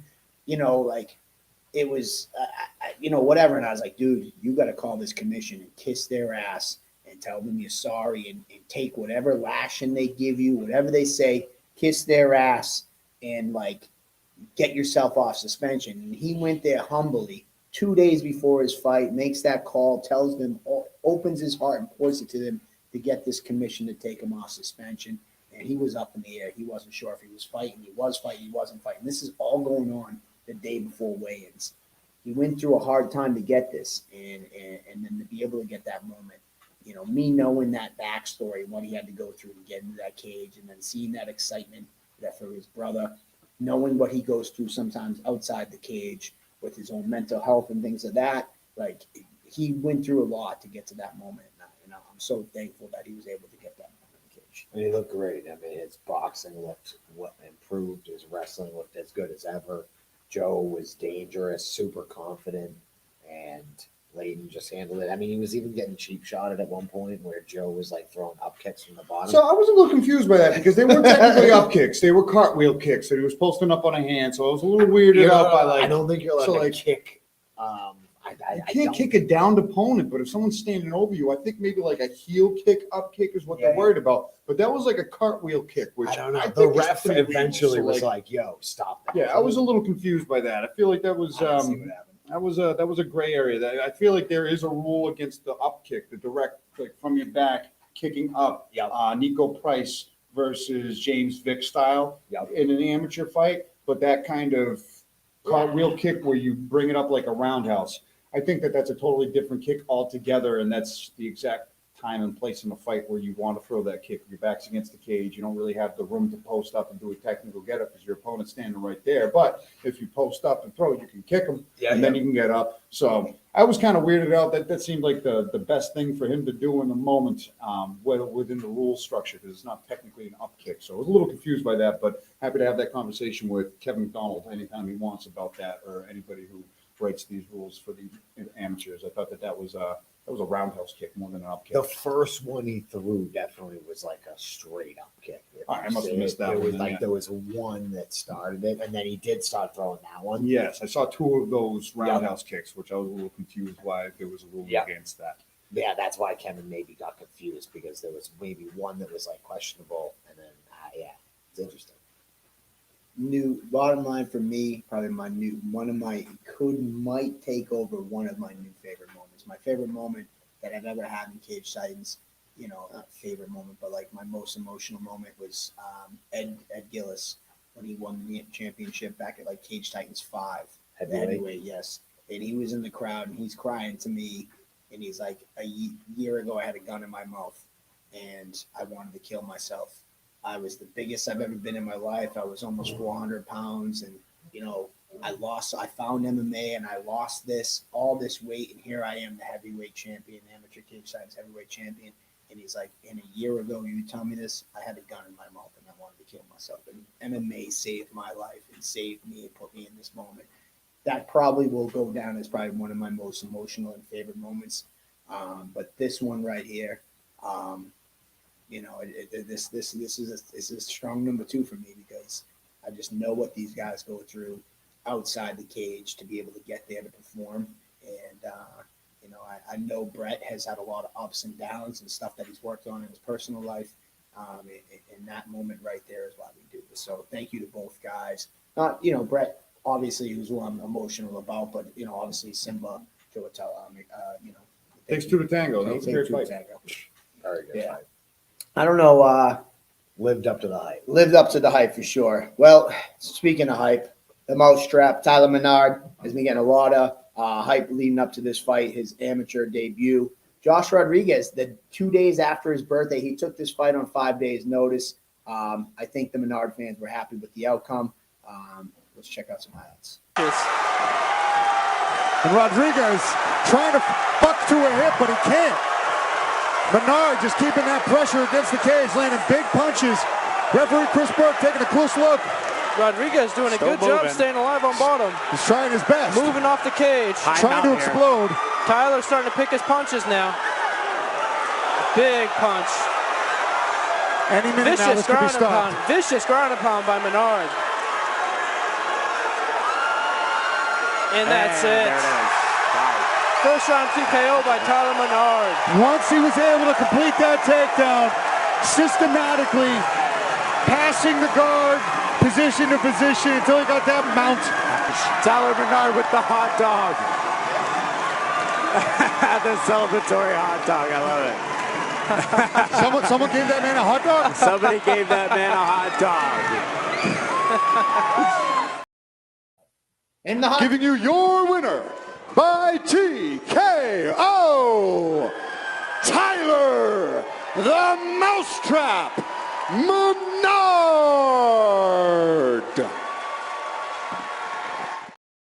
All right, man. Tyler Menard, the Mousetrap, eats a fucking hot dog.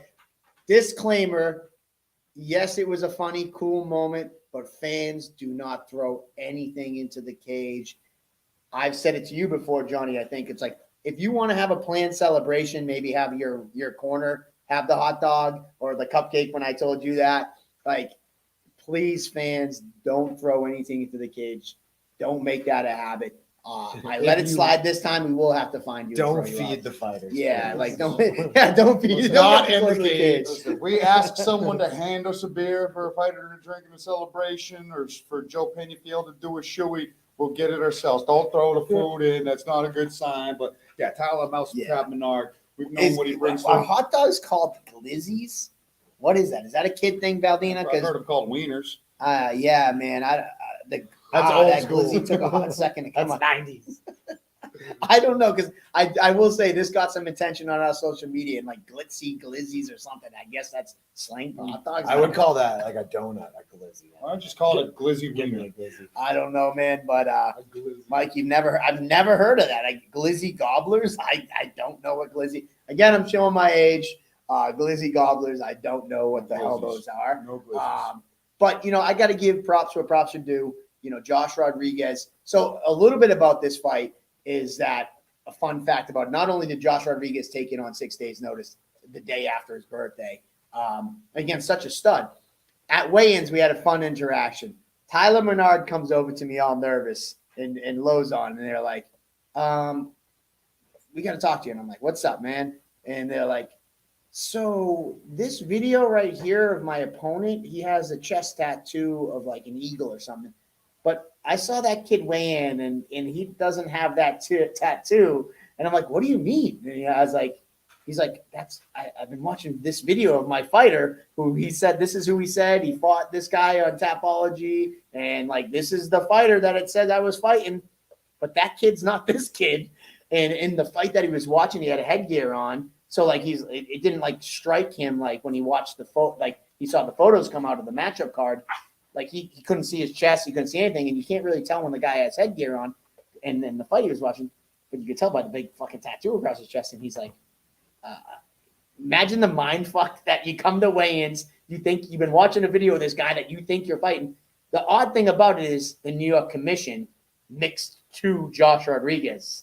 and put two different records as one Josh Rodriguez when it's really two fighters. So Menard shows up to weigh-ins with this vision that he's had of fighting this one guy. Come to find out, the New York Commission effed up and mixed the record. So he was watching video on a different Josh Rodriguez. So then I have to go over to him and kind of funnily, like, hey, you didn't fight this guy? He's like, no, that wasn't me. And he's like, it was just an odd exchange. It was an odd exchange. It was very funny. So is this you? No. I was like, and Menard's like, unless he got that big chest tattoo removed, he's like, I don't think that's Josh Rodriguez. And I'm like, now is he faking his name's Josh Rodriguez? I'm like, he sent me his ID and all his paperwork. It's really Josh Rodriguez. It was a temporary. Yeah, man, it was funny.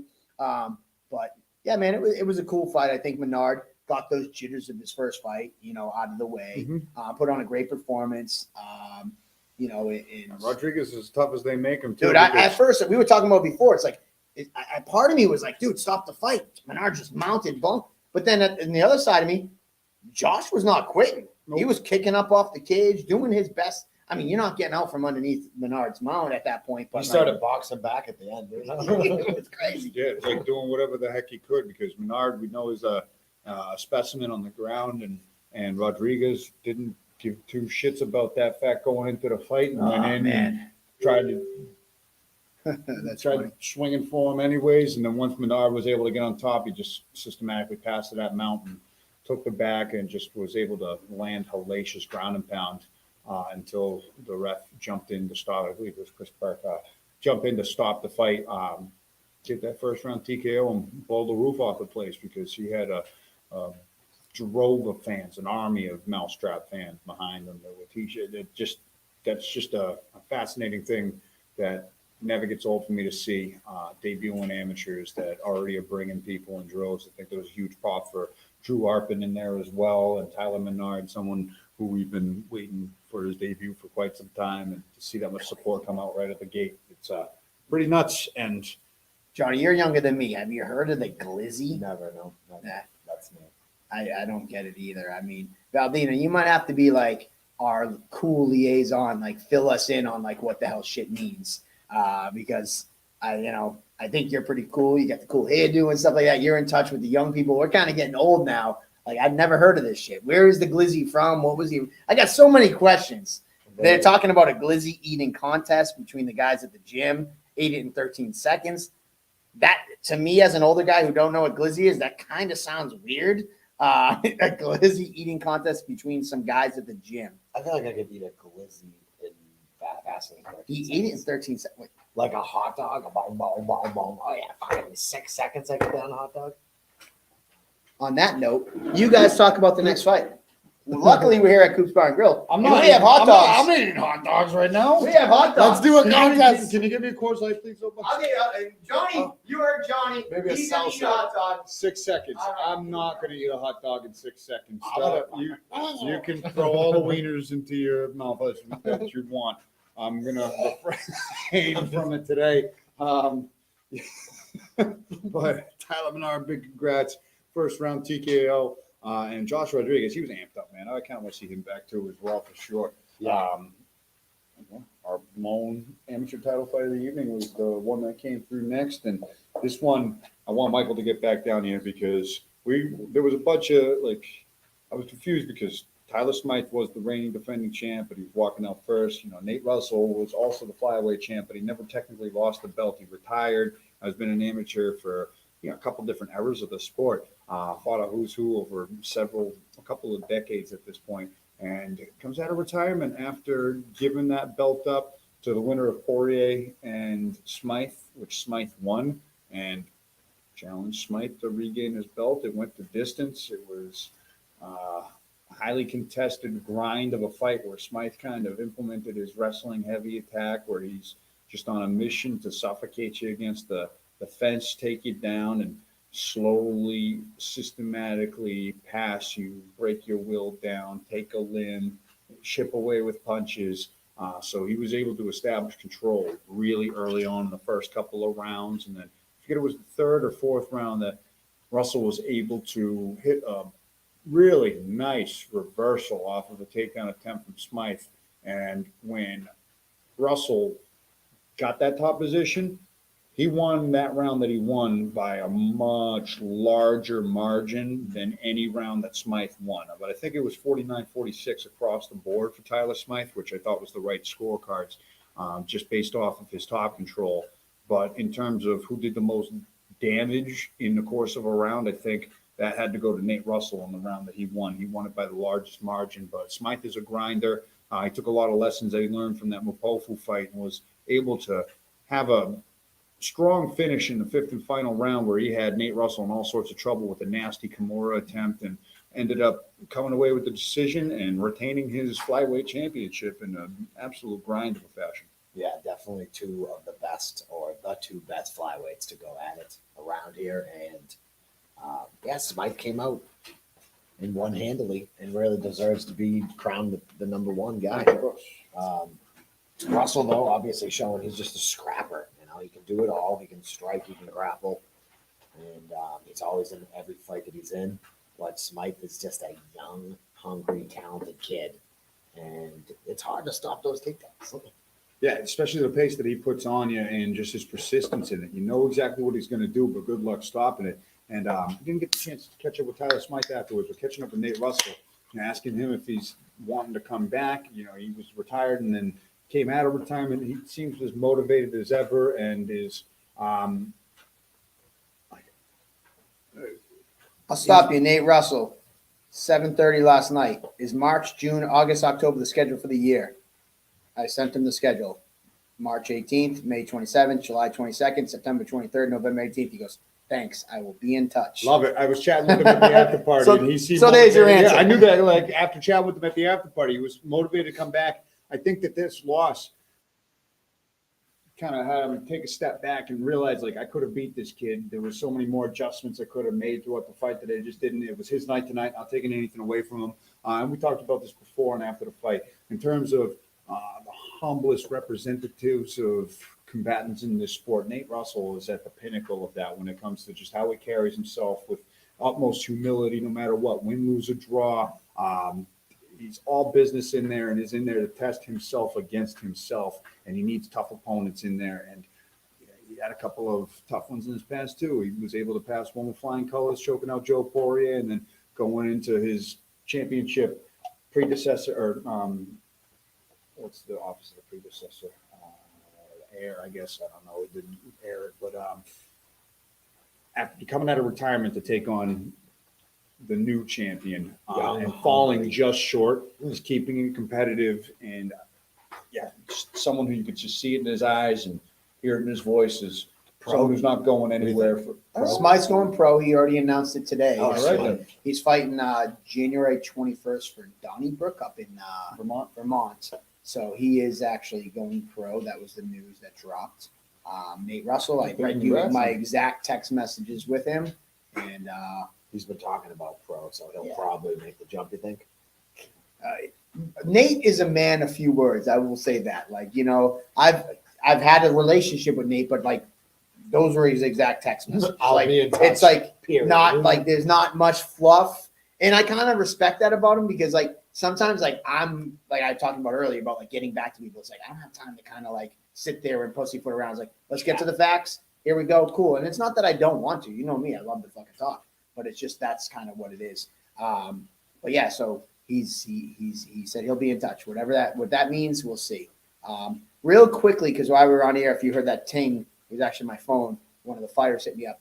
Just to clarify, there is still the show March 18th. I know we announced May 27th with Raz versus Battles, but that's not us moving the March show to May. That's just our schedule. We have March 18th, May 27th, June 22nd. That's going to be main event. Ross or Battles could not fight on March 18th. So that's why they are fighting in May. Not that we had to cancel March 18th. That fight card is still 100% a go. We just don't got shit match for it yet. Yeah, we do. Anyways, we won't talk about that tonight. We're here to talk about Cage Fights 57 and put a nice bow on it. So there you go, man. Tyler Smythe shows he is the man. Did you watch the So Joe sent me a quick message. He wasn't able to play the highlights. Give it one more try, Joe. No. Nate just stepped on it. Yep. And on the takedown there. Ice on the floor. Ice. Big takedown here. Very smart. Bring him over to his corner. All right, well, at least we're away from the ice, so that's good. Ice. Yeah. Back to the cage. Just the patience of Very Nate smart. Russell. Very smart fighters. Wow, I love the Nice gift wrap. shots. This is Beautiful my gift wrap here. And he's going to get double hooks right here. beautiful job from Nate Russell. Old school vintage gift wrap to secure that back take. I love it. Smythe is in a bad way here. Smythe trying to scramble out. Look at the power of Smythe. Picks him up. Uh-oh. What's gonna happen here? Going to his corner. He's got to throw the legs over. Beautiful. It's one explosion of what, there it is. That's Oh, nasty. he's going to throw it over. Nice job straight arming from Russell. Oh, and Nate thought about tapping there, but he does. So, if you had, as Andy says, on your bingo But if card, you've been to enough MMA events in person, you could bring like a bingo card of shit you're just gonna expect to hear in the crowd, like stand him up, ref, or whatever the hell it is. and of course, this. Both guys holding multiple promotional belts. Oh, there's the first one of those chants tonight. It's always He's got the one. ankle here. Can you tell I've heard it once or twice over the years of Oh, being cage side for so many events and being in the crowd for so many more? Yeah, there's not really an MMA event without You don't a have very an MMA audible, event a unless very you have audible, good old twist his dick coming from the crowd. You're never really there. Real quick before we move on from this, the Smith's upside down backwards slam was that was definitely legendary. It was cool. That was one of Pico's friends. That would not surprise me that he would yell "Just my dick." But that was your boy in the VIP. Let's really quickly favorite. I mean, it's gonna be hard to talk push your dick. Your favorite thing you've ever heard yelled from the crowd, or like what's another one that would be on your bingo card? Oh man. Go to Andy. I'm sure Andy. You gotta have the Ric Flair. Woo! Yeah. That always comes up. That is a good one. Joe, I hear you in the other room. What do you got for us?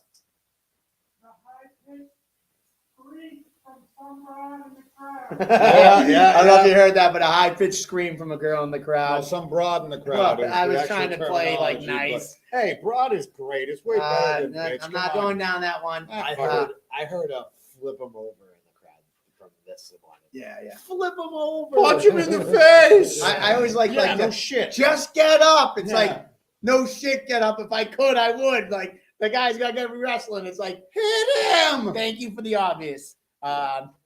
And actually, so Martina is confirming that it did come from the stage, so it was definitely somebody with the Pico crowd in the VIP.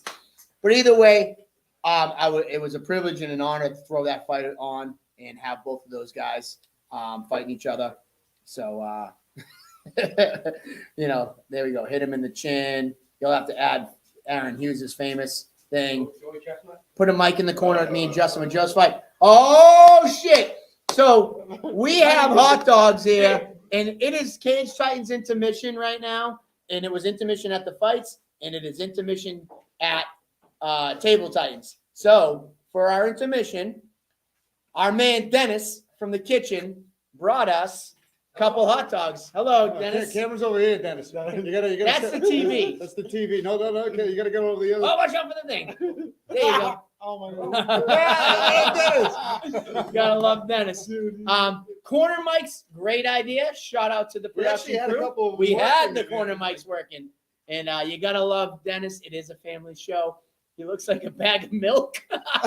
Hey, don't talk about Dennis like Who that. said that? Oh, that was a quote from the crowd. He looks like a bag of milk. Oh man. All right. So Joe, I heard you yell and you wanted in on this action, right? Maybe he's not over there. All right. What are you doing? I don't know what you're doing, but all right, Johnny Cupcakes So you can eat a wiener. said in he 6 could seconds. he could down this in 6 seconds. This looks bigger than Menard's wiener. All right, hold on. Wow. Oh wow.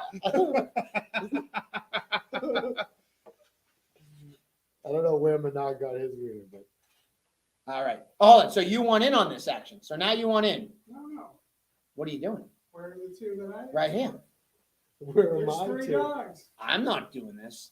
Oh, so I'm I a- get one, That's it. You're and in, then man. Joe gets 2. Oh, Joe, you're in. All right, hold on. I'm going to get a timer going. I ain't eating weenie. I'm not eating wieners. Sorry. All right, you ready? Come on, Joe. I got the stopwatch out. Joe's ending on this action. Come on over here, Joe. You can come stand next to me. And Andy, you give me a start. All right. Well, too bad we don't have the comments. All right, ready? Ready? Stick the wieners in your mouth in 3, 2, go. Oh, he went with the bread, 2. 4 seconds, 5 seconds, 6 seconds. Uh-oh. His wiener's 8 gone. Now he's seconds. going to eat the buns. 10. You didn't beat Menard, but come on, here we go. Keep going. Jesus Christ, guys. No, you can't drink. People at home are like, this is the glizzy eating contest? I love watching. All right, forget about it. We're chew on done. wieners. 30 seconds. You guys suck. You did not beat Tyler Menard. He's a 170, so. He's a 170 guy.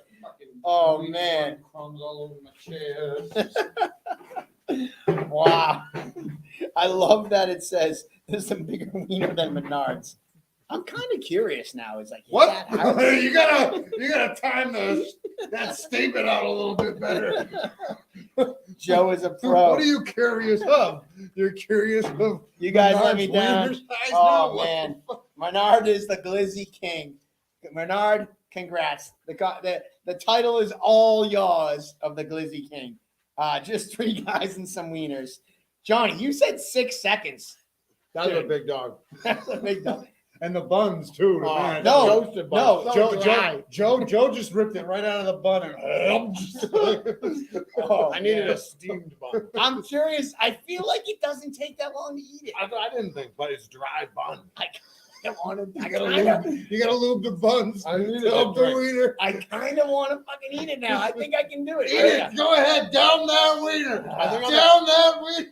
the Coney Island contest, they can definitely. What are we doing here? Oh man, this is a prison podcast. It is a delicious sauce. Stick the wiener in your mouth, boss. Dude, I kind of feel like I cried today on the table times. Like I gotta bring Now back. you gotta take a wiener to the front and show these boys how it's You done. can't cry and deep throat a dog.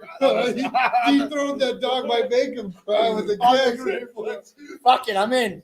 All right, here we go. He's in on a gag reflex. All right, ready. Give me the countdown, All boys. right. Stick the wiener in your mouth. 3, 2, 1, go. 7. Oh my God! No way you can get that down. No way. He's joking. There's no way that should. That's one way to shut him up. Just stick a hole in the Menard wins still.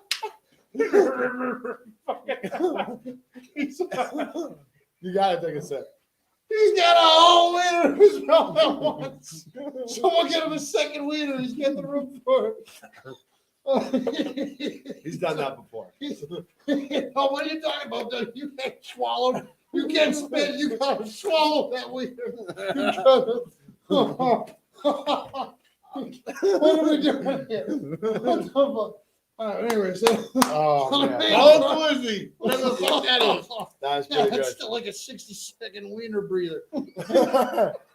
Those are 40-second wieners right there. To my defense, you guys were making me laugh, and that does not count. What the fuck are you talking about? Oh.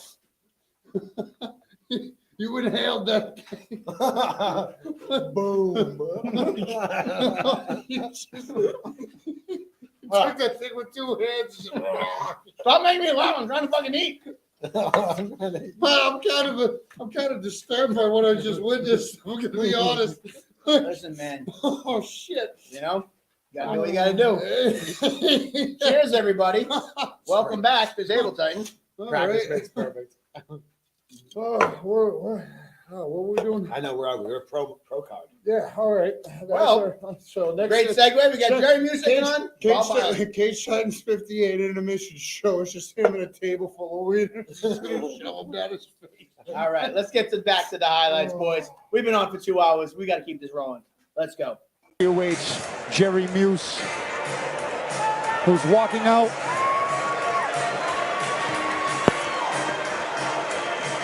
With the Massachusetts Army National Guard Honor Guard. His companions that he was holding the American flag with during the national anthem tonight. coming out in his Captain America rash guard, dancing with his military compadres. There he goes. Jerry Muse, if I remember correctly, he is a character. This guy loves to dance. He'll dance between rounds. He has been cool, calm, and quiet this whole weekend. There we have it. The walkout, and that was just the walkout highlight, and it was the show stealer, the official #1 viewed thing on our social media, which is a huge accomplishment because we had just shy of 1 million interactions on our social media. We hit 700,000 across all of our platforms on fight night. So a huge night, probably our biggest social media presence on a fight night ever. And this was one of the highlights, that walkout. And then he pulls off this twister, which was reshared on ESPN and across a lot of the big platforms. So here's the finish. To go for it. Very close. Very able close. to recognize. Looks like he might go for it again. Yeah, I think he wants it now. First one in Cage Titans history. That would Could be. But now he's looking like he's playing the smart way and getting on top.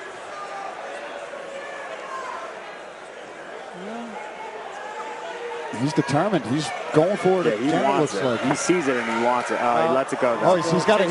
He's got a full Nelson almost. Oh, no. Going back to it. Uh-oh. Oh, now he's got it. There's the twister. Oh, this is tight. That's a tap. That's going to be a tap. Wow. The first twister. Cage Titans history. Wow. Beautiful. I mean, and he saw it. All right, there you have it. A beautiful performance by Jerry Muse. Great walkout. Shout out to him as well, who brought the color guard. He's a highly respected member of the military. He brought his color guard, part of the national anthem, which he sung beautifully. A lot of people came up to me and was like, geez, I didn't expect him to be able to sing that well. Thank you very much. So great job on the national anthem. And, great walkout. And when you come out walking out like that, you got to kind of fucking do something cool. Yeah. He did. So, Bo Parlin, you fought Bo Parlin. I did. You fought Bo Parlin. And I fought Bo Parlin. Kenmoy, Marchiovi. Yeah. So. And Bo Parlin came back after 10 years off. He actually got his shoulder dislocated in that twister. They had to pop it back in place in the medical room out back. But he was happy as can be to finally shake off and get back in there after 10 years being out of the cage. Jerry Muse has been out of the cage for almost 5 years as well. So This was a great opportunity for both guys to kind of shake off the rust, get back into the cage, and yeah, man, good stuff. Yet, 15 years of inactivity between the both of them as a pro, but the rust was knocked off for Jerry Muse's case. Once he was able to establish that grappling, he was all over Bo Parlin and systematically went for the twister more than one time. It took a couple of tries to actually get it, but I like that little full Nelson setup that he had for it. And once he cinched it in, it's a highlight for the ages. You don't see that at any level. First time ever, history made, Cage Titans history. And it's funny, Megan Johnson, why does he look the happiest and nicest person ever? Like he's not about to beat someone up. And that's the funny part about MMA. Like, yes, there are some fighters that want to hate their opponent and need that anger and drive to go in there and beat somebody up. But there's many of us that fighters that are just, we are happy and we are excited to be there. This is a sport to us, just like you would be happy to go, you got a big hockey game coming up. It's like, oh, cool, I can't wait for my game tonight. This is what this is to us. It's just a sport. So, yeah, we are happy and excited. Like, you might look at it as we're bludgeoning somebody, and we're just like, hey, listen, man, this is competition. So, yeah, Jerry is the nicest guy. He is super is. Absolutely. But that doesn't mean that when that door closes, he's not looking to hurt somebody because he knows that's what he has to do in the competition realm. So, yeah, man. Let's go, man. Great kickoff to the main card. Beautiful performance. Beautiful walkout. If you don't already, go follow Cage Titans TikTok and check out the TikTok of that walkout. Comedy gold inside the comment section. So just do yourself a favor. Go to TikTok, Cage Titans TikTok. Check out the Jerry Muse video, and you'll see all the cool comments. And just they love him over on TikTok already. He's already a star. And he doesn't even have TikTok. We told him that today. He's like, oh, guess I should get a TikTok then. They're like, yeah, you're kind of going viral a little bit. And It wasn't just the dancing. Let's just put it that way. So go over there. TikTok. Let's just say it's thematic to the No, contest. we're not there. So there we go. You're the one that's sending them all there. I'm just sending them there. You guys make your own judgment. You're not going to hear anything come out of my mouth about it. So there you have it. Jerry Muse taking on Josh Popilot. Shout out to both guys. Yeah. That's going to go right into our next fight. The gladiator himself, Andrew Valdina, with probably one of another heartfelt moments of the night. Seth Basler coming out with his kid on his shoulder. Great moment. And here's some highlights. Maybe. Maybe not. Anyways, looks like not. No highlights. We'll get back to him if we can get that option back up and running. But Seth Basler taking on Andrew Valdina. We talked about it a little earlier. When Valdina walks in, his energy is so it looks like we didn't have the highlight clip of Valdina sent to us. So sorry, Valdina. Go on our social media. You can catch that finish on our social media. But we talked about it earlier. When Valdina comes out, he calls it the Coliseum. He takes over the hall. And if you didn't know Valdina before you see him fight, like you're a fan and you become invested. He busted out a new friggin' celebration. I got to say, the celly was pretty cool, as the kids say. The celly, the little sword put back. Great highlight. And, it was nice to see Seth Basler back. He came back a new man from when he was a couple years back. He had his kid there. It was a huge experience, huge bonding experience, and something that he was very proud to be able to bring his son. And then he was with me, and I'll talk about it a little later, but during the Cam Arnold fight, and he's talking to me as he's about to bring his son home, and he's like, hey, one of these guys I might fight next. And his son's like, really, Dad? Like, that's cool. And he's like, let's watch him. Let's scout him. And the three of us are just like, there with Seth and his kid. He's like, yeah, I'd like to fight Cam. I think that could be one that I get down the line, or maybe Will. And like, I'd love that they'd both stand with me. And we're like talking, and his little kid's there like, yeah, super stoked. But Valdina was the star that night. He picked up the victory, going on to 2-0. In his pro career. I started hearing the Valdina chants. I made sure to message Maddie Levine to make sure she gets a video of it and say yes. Yes, Andrew Valdina, great job. Martina does have photos. I think that Joe didn't have time to upload them, but maybe since we don't have highlights, we can go quickly through a slideshow. I don't want to put too much pressure, though. If you can. Zach Cyril, I'll give you one shot at because I just want to make fun of you a little bit. I disagree with Mike. Every time I see Valdina fight, I dislike him even more. The Valdina fan section is the rowdiest section. I love it. Yes, that's how most people feel. And the Valdina family was the kind of motivational piece behind the hall pass, which a lot of fans like. So shout out to those guys. Yeah, it was a great finish on his end. His ground and pound looked amazing. Really established his grappling pressure and what he's capable of doing with it. And Seth Basler, you look at his resume, the fighters that he's fought. No wonder he's on a losing streak he's on. He's fighting just savage after savage, and he's got finishing capabilities. He's dangerous in his own right. He's got some sneaky submissions. He's got some big power in his hands. And Valdina goes in and passes another test like that with flying colors and gets the job done in the first round. He's got the ability to finish people, and climbing up to 2-0. I'm looking forward to see what next move he makes in his career, Andrew Valdina. So he did what he had to do and looked good doing it through the full I got to round. go. If you go back up, I got to give a shout out to Pico. You're coming into Valdina's Coliseum, as he likes to call it, and the only way not to get booed by fighting Valdina is to bring your kid to the cage. And typically, you're 100% right. That's a great friggin' observation. Like, you're fighting Valdina, you're getting booed, you're getting fuck yous, you're getting flips offs, you're getting all the hate. And you bring your kid out on your shoulders, it's like, everyone's like, man, yeah, I guess we're not booing this guy. But yeah, great job. And I know Basler and I have already been talking. He wants to be back for March 18th. Him and Cam Arnold actually talked, and they sent me some screenshots that they kind of agreed to fight each other next. Cam coming off the loss, and they kind of talked, and they've always had this like kind of internet beef. They've been talking about fighting. So the fact that Cam lost, he kind of reached out to him and was like, yeah, what do you think? Does it make sense? Cam said he's got some things he's got to work on, so he won't be available for March, but possibly the May show, we might see those two show down. Really? Yeah. I like it. There you go. More news would drop it. Rob Pico, I fucking stopped booing. Yep. Valdina the Gladiator, Transmore Island, the Coliseum is the best way to put it. Yep. You got to see Captain America fight the Mousetrap. They're not the same weight classes. One's a pro, one's an amateur. That might not work. But there you go. So Valdina taking on Basler, picked up the win, going to 2-0. And Basler definitely stole the hearts of some people with coming out with his kid. And, you know, that was a cool moment. But next up, speaking about kids, these guys claim themselves to be the MILF Slayers, I think they said. You know, and Aaron Hughes had a riveting post-fight interview with one and only Johnny guy. I don't know if you noticed, but we started that interview in the middle of the cage, and by the end of it, he was like almost falling out of the cage because I would put the mic in his face, and he was like backing up, and then I'd put it in his face, and then he'd back up, and it was so weird. He'd chase him around the cage. But either way, we got some highlights, and then we'll talk a little bit more about this one. Yeah. Good head pressure from Denham. Good underhook for Aaron as he tries to shuck, and now he's diving on another guillotine. Nice bite from Aaron. He is and he jumps it. He's jumping guillotine here. Looks like he has that. Into mount. There's the tap.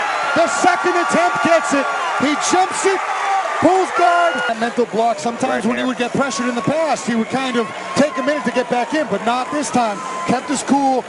Knew what his strengths were in his attacks. Stuck with them. Believed in them. Got the job done. Aaron was on tonight. Here. Right.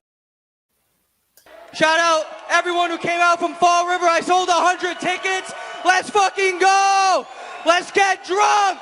Hey, real quick. Hey, I came to throw bombs and bang moms, and I'm all done throwing bombs. So where the moms at? All the moms, keep it going, Barry. I gotta say, if he plugged Tavern on the Wharf's after party, he's like, "Where are all the moms at? I'll be at Tavern on the Wharf." I would have gave him an A+++. I still give him an A for that post-fight interview. Oh, yeah. Johnny, what was it like in that moment for you? It was just perfect. I mean, he just handled himself like a pro. Other than conceding ground during the interview, that was the only thing I would say. He needs to hold his ground, and he needs to stick his chest out and say with his chest. But he did awesome every bit of it. You said you had to kind of chase him around the I cage? literally was chasing him down where, we started in the middle, and by the end of the interview, I don't think he's comfortable with close interaction. So I'm trying to get the interview, and he's back. But what a performance by him, top to bottom. Yes, and he was going for that guillotine on more than one occasion. He tried it once. And the comments got me going, man. Then he was Aaron never came to the media room, and Cowboy goes, "Maybe the moms will stop him before he made it back." I'm not going to throw any shade at the next comment, but Vanessa, that is hilarious. I'm not going to say it out loud. Dude, you guys are savages in the comments. Today, you guys are savages. You're crying on more than one Dude, occasion. I mean, tonight. Jesus Christ. Holy shit. I'm just jacked up, and we had a great weekend. I'm so excited that everybody had. Listen, that was fantastic. I know Aaron's got a nasty guillotine, man. You saw him hit it in his last grappling super fight. He's hit it in his pro fights, and you know we could trust that. And he took a couple of attempts. Oh man, I'm laughing at Pico's message, like the Pico, like you, and that's a gold comment. Because any guy who has been divorced who's watching this right now is going, "That's the lowest of the low." Oh god. But yeah. anyway, Aaron Hughes, huge congrats. That was a slick attempt, especially staying persistent with it, going after it time and time again. The setup was nice, off the underhook, snapping that head down, rolling with it, getting the mount. And then that post-fight interview, that was energy that we haven't seen in the post-fight interview realm ever before, or probably never will again. And I hope the moms are coming out in droves, hitting your DMs up, Aaron Hughes, because after that choke, that's what you deserve. Or they will never, because they're like, they might be disgusted by that comment. It could go either way. Like some moms be like, "Yeah, no, that doesn't work, you little kid," and like kind of like be turned off by it. Well, you're right. Some moms might be like, "All right, cool, I guess." I mean, I don't know. He might have got kidnapped and we don't know it. He might have got kidnapped. I think I did see him at the party. I know what he got at tavern. Pizza. That's what he got. There you go. He got pizza at the Tavern Award. Oh man. So, anyways, shout out to Aaron Hughes, and he did bring the house. Fall River was definitely in the building. Sold a bunch of tickets, and he told me. He said when we made this fight, he's like, Mike, I want to come home. I want to be at Memorial Hall. There's no place I'd rather be fighting, and please give me the opportunity. And I'm going to show up and show out. And he showed up and showed out, and he guaranteed his slot on the next Cage Sites card. 3-3 now. 3-3 now, and we'll see what's next for him. He's a future contender. Yeah, man. Listen, and it's always been with Aaron is can he put it together in the cage? His dedication to the sport and all the stuff he's surrounding himself with has always been there. It's can he put it together on fight night and maybe a performance like this because Denning is no slouch. Huge, a 25-plus fight veteran in the pro ranks. Who's good at jiu-jitsu, and he went out there and beat him in his realm. So let's see what's next to him. And kind of called his shot, too. He did call his shot. He said guillotine in the first round, and he definitely hunted that guillotine. It didn't look good after he didn't get it at first. He pulled it off. So good job, guys. And shout out to Matt Denning, true consummate professional. He's always, super professional with being part of the fights. He also, another one tying to his family. He had his daughter in his corner that we got to meet at weigh-ins, and then she was there in his corner on fight night. It just really extends beyond, that shows you guys our community feel. Like, these guys have sons and daughters and parents, and it's just such a community thing. So, I think that's an aspect that a lot of people don't understand about the MMA world. So, good job. Speaking of family. Speaking of family. Next up, we got Cam Arnold taking on Will Sriracha Smith. So, without further ado, I know you. Oh! The big hands. What do we say? The bombs. Here he comes. Cam Arnold just swings those frickin' mallets he calls hands. Nice Grammy roll. What a scramble. Really trying to scramble things up, and Will Smith trying to throw a kick. He got Arnold walk through a 1-2 from Will Smith to land that. That was an uppercut to a left hook. Beautiful combo. My goodness, he throws bombs, does Cam Arnold. Beautiful uppercut, but great entry from Will Smith. Will's loosened up, though. Oh, nice kick to the face. Right to the jaw. Oh! Both guys landing. Oh, Cam he hurt him to the body. He hurt him to the body. Nice back fist. Hit. Yeah, if the judges see that might have stole the round for Will Smith. Crazy fight. 3 rounds of action. And dude, let's talk about the take. I know what you're going to go to, but I got to say, Cam mentions it, and some people mention it. You definitely are impressive because a lot of people come into this fight thinking Cam Arnold is just a bomb swinger, and you showed a well-rounded game. You stuffed all those takedowns. You showed some great wrestling skill, and I think that's a part of your arsenal that no one expected. So, yes, you definitely did show that. Will Smith, we've known he's tough as they come, and we talked about it in the pre-show, if he's the type of guy, if Cam couldn't put him away, he's not a guy that's going to go away. It's going to be tough for Cam to put him away. And what are we going to see out of Cam? Though it was a loss, I got to give Cam credit. I think he showed a lot about himself, and he should be taken away from this fight that he is a complete fighter. He doesn't just throw sledgehammers. He can wrestle. He can play the jiu-jitsu game.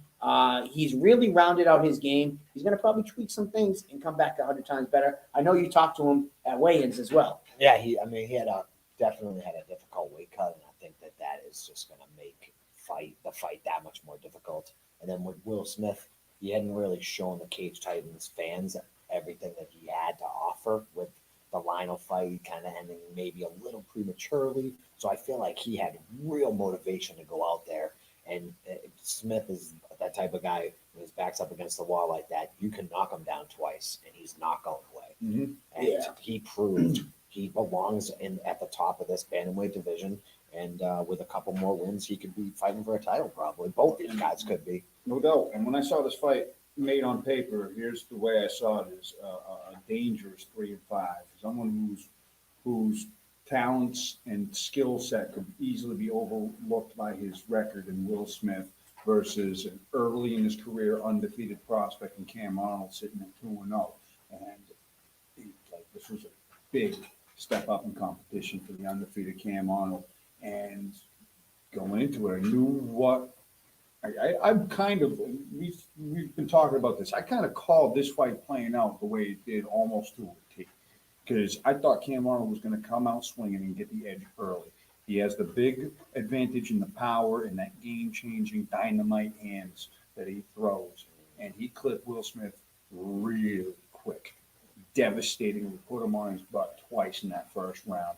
Put him on the baby gazelle legs a couple more times after that. But then, right as it was almost like that 3-minute mark in that first round is when Cam Arnold burnt the fuse of that one round of amateur fury that he's had and hasn't had to go much further past yet in his pro career because he's finished everybody quickly. And once that happened, Will Smith was able to be just out of the range of the power of Cam Arnold and start slipping and ripping some nasty counters of his own and get some good clinch control at the end of the round, which I think saved it from being a 10-9. And then he continued with those adjustments as the fight went on, was able to manage the distance better. His jab started landing. You saw Cam's face at the after party and after the fight. It was all bruised and busted up and battered up and swollen. Nothing taken away from Cam Arnold. The kid is a warrior through and through to the core. And even after the after party, it was like he was receptive and eager to hear any kind of criticisms, no matter how harsh. And if anything, it was just learn how to slow your pace and trust your hands later in the rounds, because once Will Smith came away with the volume and the control of the distance, it was all Will Smith. The last 12 minutes of that fight was basically Will Smith. Not that Cam Arnold didn't land some good bombs and have moments of his own and was always in the fight. But that being said, I thought Will Smith won the fight. I thought he won the last 2 rounds handily. Bless you. But honestly, when I was reading the scorecards and my somebody mentioned in the comments, table, they were like, they loved that. Like they didn't know your name. They're like, the guy in the glasses, when he looked at the scorecard, you should have saw his face. And that was you that they were Well, it's because, granted, I knew that the last 2 rounds were pretty close and could be subjective. I thought they both went to Will Smith pretty handily. But those were the rounds I thought might have been subjective because Cam was pressuring a lot, landing some good strikes, but Will was more slipping and countering and fighting off the back foot. But the 3rd round was easily Will Smith because he landed that body kick at the end that really hurt Cam. But the judge that there was a 30-27 card that had Will Smith winning the 1st round. And there's no reason for that. It's written in the criteria in plain English. It is something that they iterate several times of damage, dominance, and duration. And for the first 2 minutes, Cam Arnold put Will Smith on his butt twice, even though Will Smith was able to bounce back up reasonably quickly, extremely rapidly, actually. He has to. It's an MMA fight. There's no standing 8 counts administered. But a knockdown's a fucking knockdown. That's a concussive blow that renders somebody off of their feet, even for a split second. That's utmost when you're scoring a damaging blow in a fight. And if you negate that and you don't have the attention span to remember that happening for the first part of a 5-minute round, and you've got a Dory, the goldfish from Finding Nemo type of memory, then don't judge a mixed martial arts fight, especially if there's a history of very questionable decisions that don't fit any kind of mold or criteria in the written rules or in the just basic gut fucking instinct of watching a fight. It should be second nature. You shouldn't have to take a crash course on it. And it's frustrating with all the controversy, and you know who you are out there. And I don't think you should be judging fights anymore. I won't put you on blast because I do think you're a good dude and a good person, but get the fuck out of the judge's seat for Christ's sake if you don't think that round was for Cam Arnold. Granted, Will Smith won the fight, but 2 knockdowns and you forget that and some thought control. Will Smith did what he had to do to negate that round from being a 10-8 in his favor and definitely climbed his way back into the fight and carried that momentum like a savage professional for the last bit. But we're talking about problems with judging in mixed martial arts. It's a topic that is reverberated through for years and years, and this is a pristine and prime example of a Helen Keller judge right here. And I'm not afraid to say it. It was dubious. It was abysmal. It's unexcusable. And 2 knockdowns. That's 2 butt hitting canvas. I can't use my legs because I got hit in the head so fucking hard. you don't come back from that unless you knock someone else down. And that's a rule that was taught to me by you in a combat sport. And you're negating that fact and you're writing in a scorecard. Did it have an impact on the result of the fight? No, but that's a decision-making process in the mind that shouldn't be around affecting the livelihoods of professional fighters. And that's my case. I stand by it. I've rewatched the fight back twice. I was vehement in my criticisms live. I'm even more vehement in my criticisms at this point after a couple of days of sleeping on it. And again, no disrespect to the warrior that is Will Smith coming back from that round that he clearly lost. But if you thought that round was for Will Smith, go coach soccer or something. So there you have it. There's Andy's take, hot take. Paul Vera, you're going to match. I got you, Jason Franklin. I know you guys have some business to handle on February 10th, but March 18th is our next card. So shoot me some names who's ready, and we'll match those guys up. We love G&G and the guys and the killers that you bring out from out there. So 100%, send them our way, and we'll take them. Yeah, but anyways, I think that just to be clear and to be productive out of There's this. two knockdowns and wobbly legs. You don't even know what I'm going to say. Sorry. To be clear and productive, like here's my take on judging and reffing or whatever. Everybody in the community knows that it has some issues with it. What suggestions do we have to try to correct it? That is what should matter. We can bitch, moan, bellyache all we want as fighters in the community that judges suck. Well, let's come up with ideas on how to fix it. Or we're going to be bitching about judging 2 years from now, 3 years from now, 4 years from now, and nothing gets fucking done. Let's come up with ideas. And as much as I love the rants are just that. What are we going to do? My suggestion, or we talked about off air, is that there should be a recap. And I know that other commissions do that after the event. And I know we all want to go home or go to the after party or have a long night. And the last thing we want to do is talk about the fights. But maybe we should have the judges get together in the commission and go, hey, Judge 2, dude, you had 30-27 one way when everybody else had 29-28 the other way. Let's talk through that fight, guys. Like, what did you – oh, wait, listen, let me finish. What did you see, Johnny, that like made you go 30-27 when the other two judges, Andy and Joe, had it 30-27 the complete opposite way? Now you have a chance to say, well, from where I was sitting on that cage, you guys might have saw a knockdown because you were over there, but I saw a slip. You might not have seen that when on my side of the cage. Because remember, guys, don't shake your head. These judges are all opposite sides of the cage, and I'm not talking about the Will Smith fight. I'm just talking in general. Yep. So you don't have to shake your head. The reason why they're all on opposite sides because different angles, see different things. So now I would have more respect if those type of things and conversations we're having, because now Andy could say, hey, this is why I judge it this way. Mm-hmm. And you might say, holy shit, I never really thought of that, or I didn't see it, and I didn't think of it that way. Now my next show, I might think of something why you had it. And then you might say, holy shit, I thought that was a knockdown. I didn't realize because he was in front of you. You know better than me. From my side of the cage, it looked like a knockdown. You're telling me it was a slip? Oh, shit, that's why you didn't give him credit for that knockdown. Makes sense. I'm not talking about Will Smith. All I'm talking about is doing something constructive as opposed to bitching and moaning and crying. That's all I'm talking about. In order to do that, there is a debate because this has been a debate, this has been a hot topic since the dawning ages of introducing judges to the sport of mixed martial arts. Yet when do we actually see these people being held accountable and given explanations? That is exactly what I just said. They don't do it. And why don't they do it? They're kept it's like they're deliberately kept behind closed doors so they don't have to take responsibility for it. So yes, we have to bitch and moan. We have to bitch and complain. We have to put these instances on blast in order for them to come out of the shell and start taking responsibility when they make gratuitous fuck-ups like this. And it happens all the time. Okay, but then what the fuck did I just say? I just said that's how you should do it. Get them commissioned together, and instead of going, hey, they're the judges. It's their choice. They can do what they want. That's how we saw it.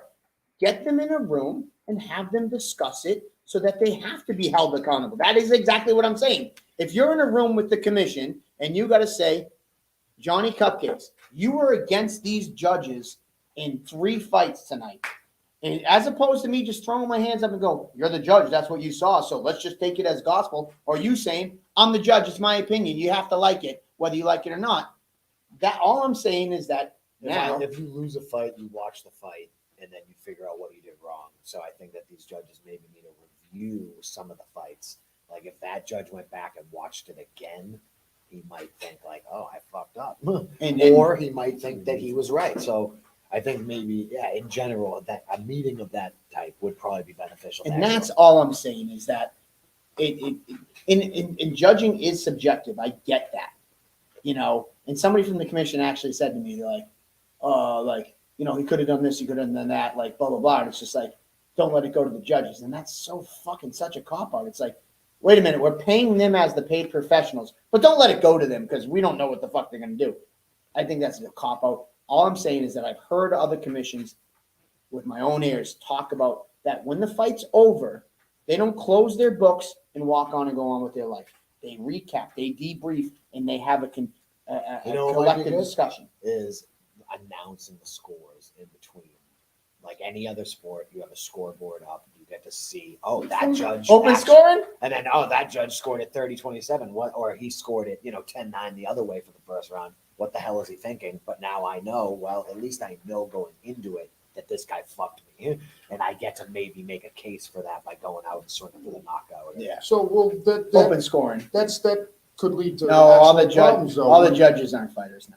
No, not all the judges are fighters. I don't think any. Not many of them, but some of them I give a lot more credit than others that are way more credentialed in terms of actual physical competition. But what was I going to say? I don't think Gilbride and I were talking about this a little bit after that Cam Arnold and Will Smith fight, and there was a couple of scorecards that were wonky. This past fight card, and that one was as egregious as it gets. So that's why I keep going back to that one. But how many instances of that are going to happen before we finally do have these conversations? And I don't think open scoring necessarily would be a benefit, because then all of a sudden it's somebody's ahead 2 rounds to 1 on 2 out of the 3 judges' scorecards. Yeah. They still know that they can coast and win. True. Yeah. So that might enable them to actually coast even more, knowing that they're guaranteed to be up, whereas they might think that they're 1-1. True. Going into that 3rd round had it not been open scoring. Yeah. And that might motivate them to go and finish. And especially if someone's up 2-0 across all boards, they know that guy's coming out to finish. Oh, yeah. He can't even be subjective of thinking he's coasting.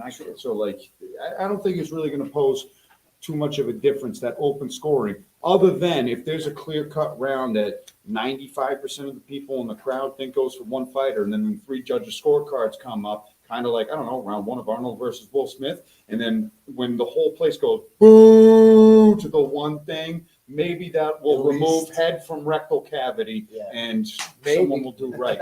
But anyways, this is a whole topic for an entire episode. We're 2.5 hours in. Yeah, but my point, move on from it. That but was my thing is that we got to do something and come up with constructive ways to try to rectify the situation so that we can try to collectively fix the problem as best as we can.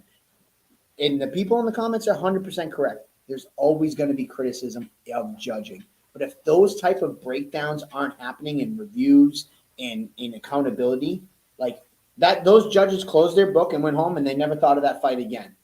And they never thought if they did anything wrong because they sit on that high horse as I'm the judge, I'm the expert. That was my opinion. No one's telling me anything.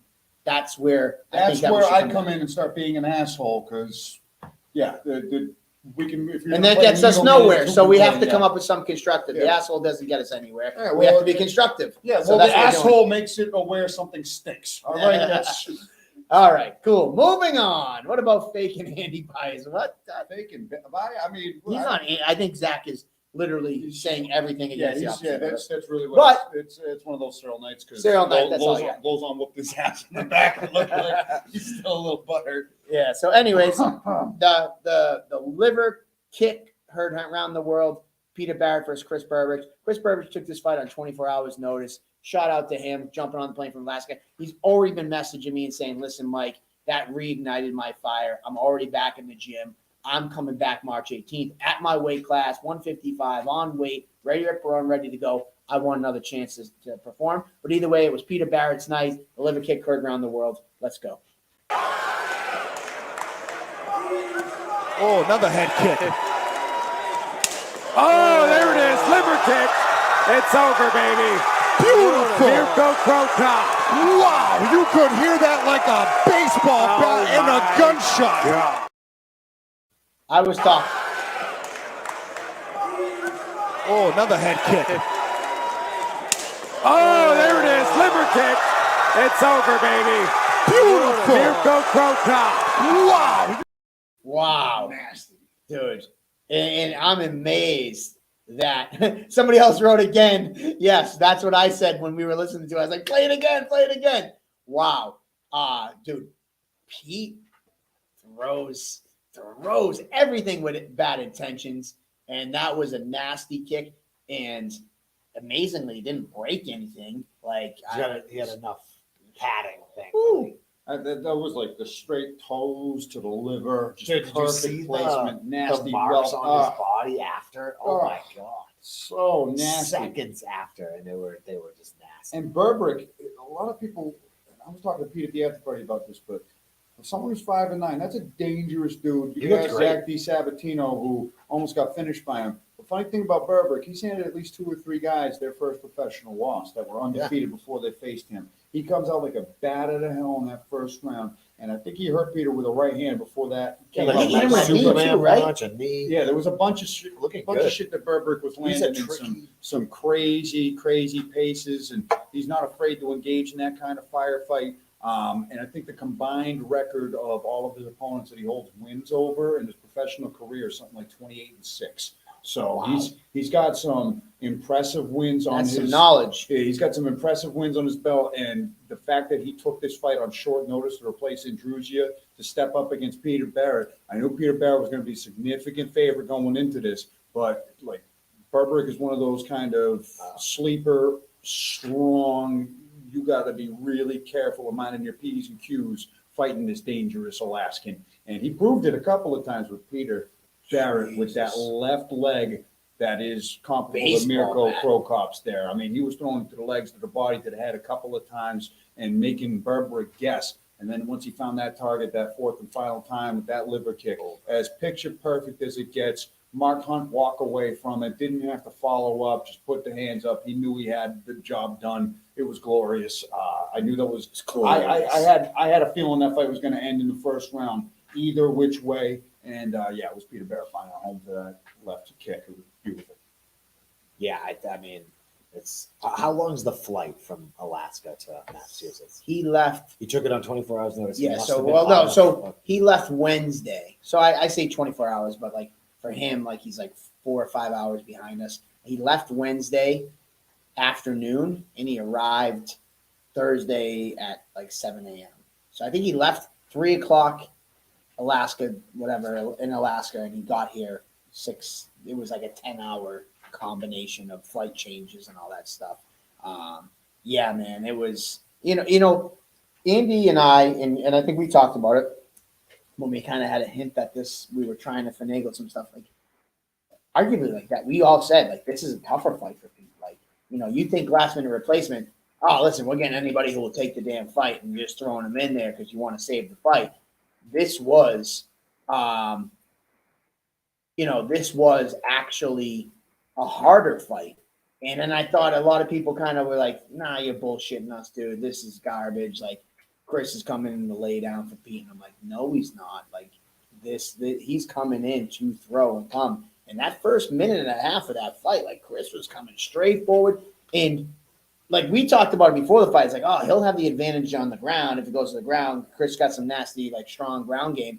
But he was like, Pete's a striker? Fuck that. I'm a striker. I'm coming forward, throwing bombs. We talked about it on our odds-making meeting on Tuesday when we meet with the odds makers and with the New Deal Expectation Sports, plug. We talked about this fight a lot, and that's why I know what we said. We're like, dude, this is a fucking tough fight for Pete. Like, don't let records fool you. 5-8, 5-9, or whatever he is. It's like, this kid it's a problem.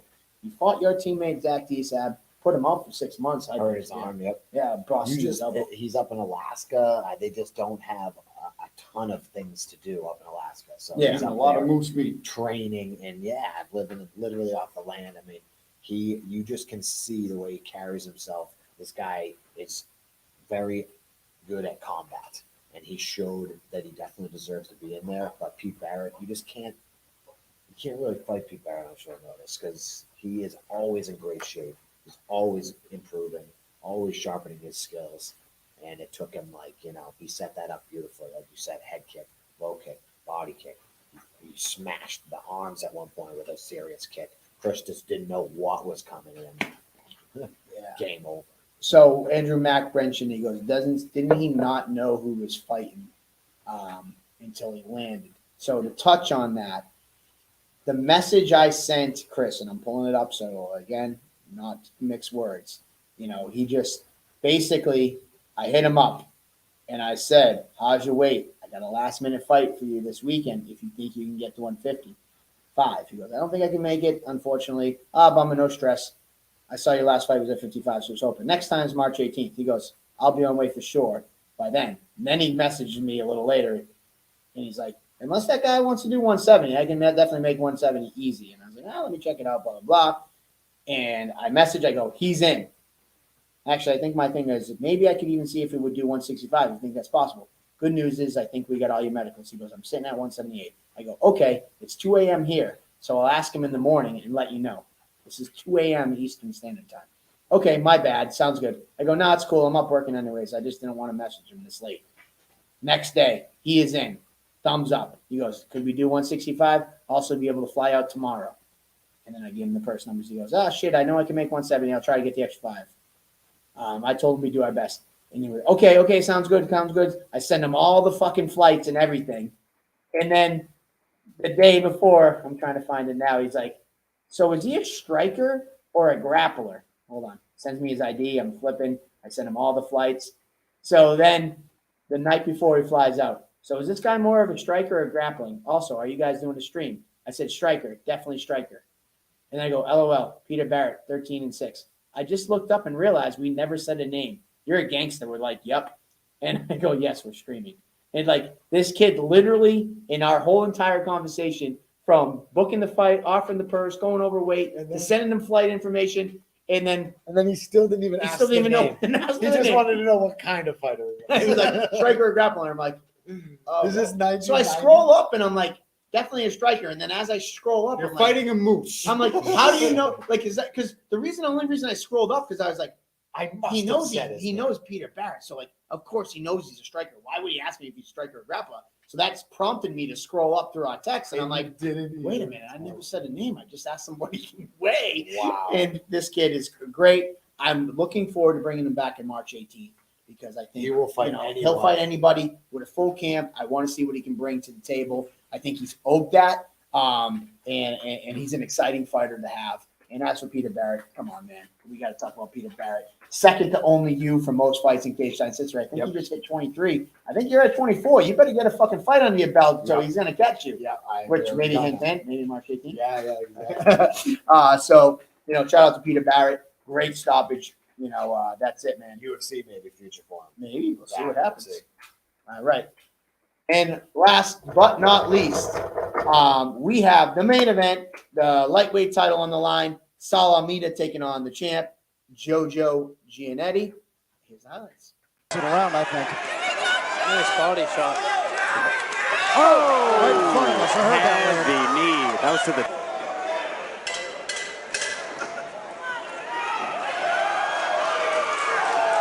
Step back right hand from Almeida in that exchange. Ooh. Cut there, right on the very inconvenient spot. One. Yeah, and Jojo keeps hitting it. He's making it worse and worse. Yeah, definitely giving Saul the blinkies.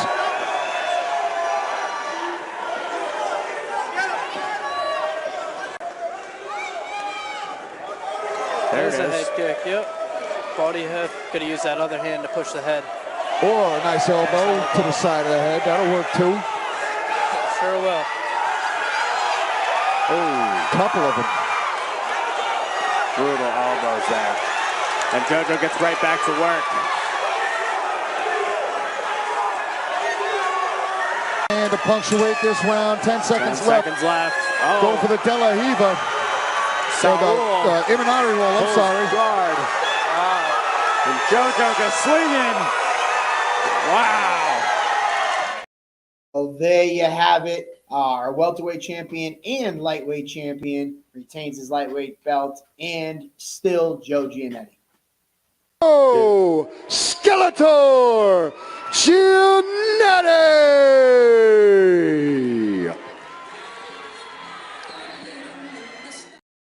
Bada bang, bada boom. Joe Gianetti and still. I mean, I think it took some heat for being like kind of not the most action-packed fight, but I think we all knew going into that fight that they both had a style that kind of negated the others, and we were going to kind of see that type of fight. Obviously you want everyone to be friggin' Robbie Lawler, type fights. Of course. And, unfortunately, sometimes you just have that tactical battle where it's hard to overcommit, and Almeida doesn't get finished by everybody. Doesn't get finished by anybody, really. Once I think in his career.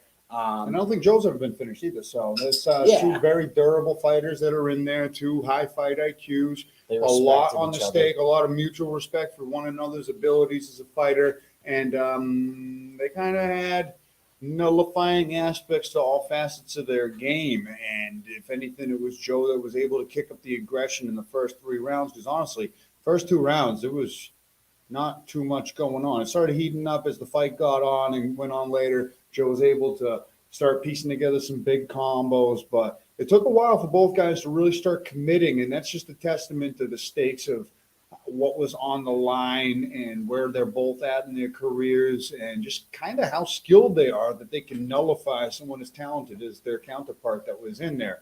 But at the end of the day, Joe was able to pitch a shutout and do enough aggressive maneuvering and land enough shots. There was a couple rounds it was just jabs and leg kicks that was the most of the scoring, but it was able to do enough and stay effective enough to win all 5 rounds across all 3 judges' scorecards. Was definitely taking the center, and towards the end of it started looking like the new revamped Joe Gianetti that we've seen, piecing together some nifty combinations, kicking up aggression, sitting in on the punches, and Almeida proving that he's a 30-fight veteran who can hang in there with the best of the best, even after a layoff that he's had and after a losing streak that he's had.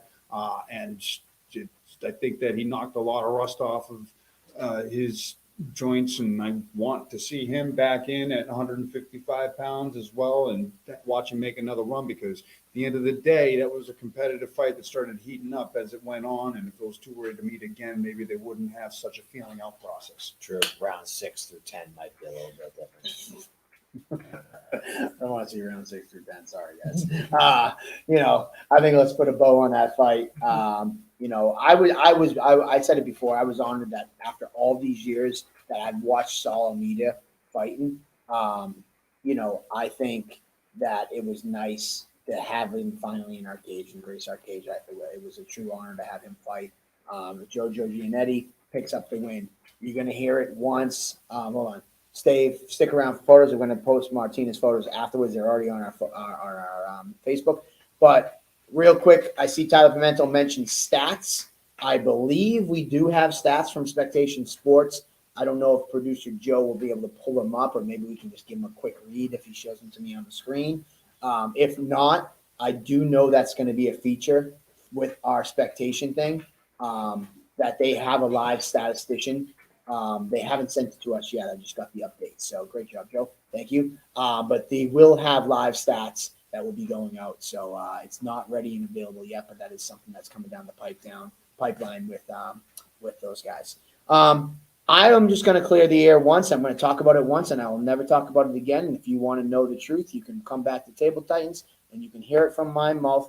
One thing about Cage Titans, we are Cage Titans, but at the end of the day, non-egotistically, things run through me, and I am the guy when it's all said and done. So you heard it from me. You didn't hear it from Andy, Jojo, fucking anybody else. You heard it from me. In regards to the weight thing, I'm going to clear it once. Almeida did come in at 155.5. Now, by the time I was made aware, the commission looked at him when he came in for the 55 pounds title and gave him the okay when he was 155.5. That was something that the commission did. When I found out about it after the fact, I go over to the commission to figure out what the situation is, And Saul said, I see Saul eating and drinking, and I hear from somebody that he's 55 and a half. I went over, tried to talk to the commission. Now, you might be thinking, what's the big deal about a half a pound? Well, here's the background on it. JoJo holds a 55-pound title. He also holds a 170-pound title. And when the fight was made, Saul said to me, he's the 70 champ and the 55. We both know we're 55ers. Let's just fight for this 70 belt and call it a day. And JoJo said, no, I won that belt, but I really want to defend my lightweight title.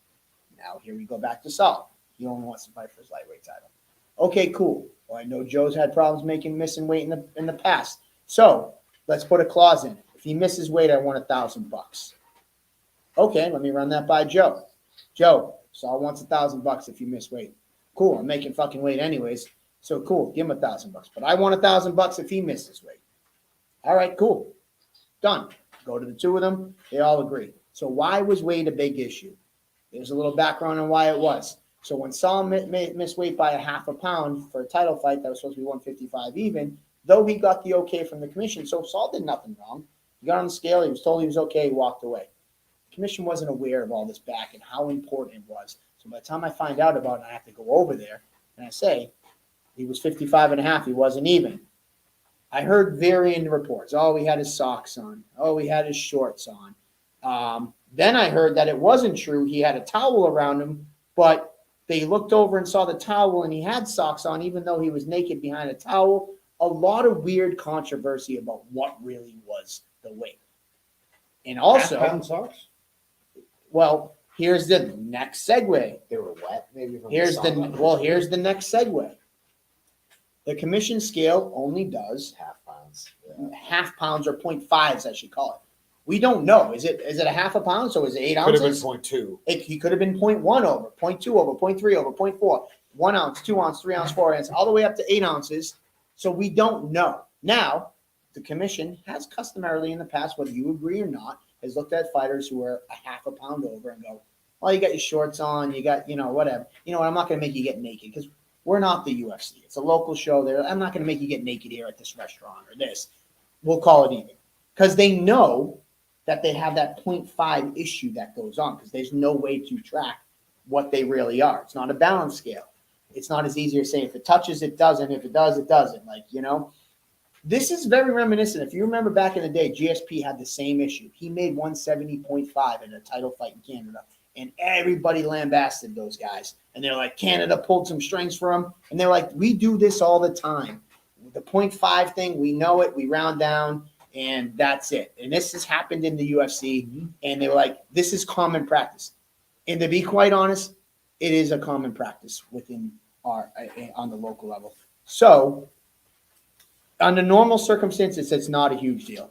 But again, with Joe, with him missing weight in the past and people reporting on it, with the whole thing about if you miss, you owe me 1,000 type thing, then that's where this kind of story that's really not a story grew legs. And then Saul was not wrong. He did nothing wrong. And Joe had every right to be angry. And he did nothing wrong. Did he get $1,000? So here's the deal. You want to know the only person that should be mad is Joe. Is me. You, okay. Because guess what? I was not right to take that money from Saul because I don't think he did anything wrong, and he was told that he was okay. But I also don't think that I'd be fair to say to Joe that he did make weight and he's not getting $1,000. So I took the $1,000 out of my pocket and I gave it to Joe because that was the right fucking thing to do. So anybody else that wants to talk about anything else, that's the story. That's the truth.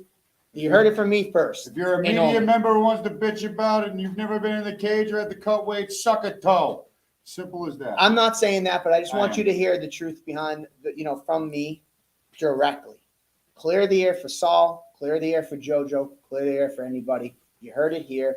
And now JoJo did go online and say that he missed weight, which he technically did. Joe said, hey, he's not fighting for my belt. I never personally said that. And I remember saying to Joe, I go, come on, Joe, we're not making a non-title fight.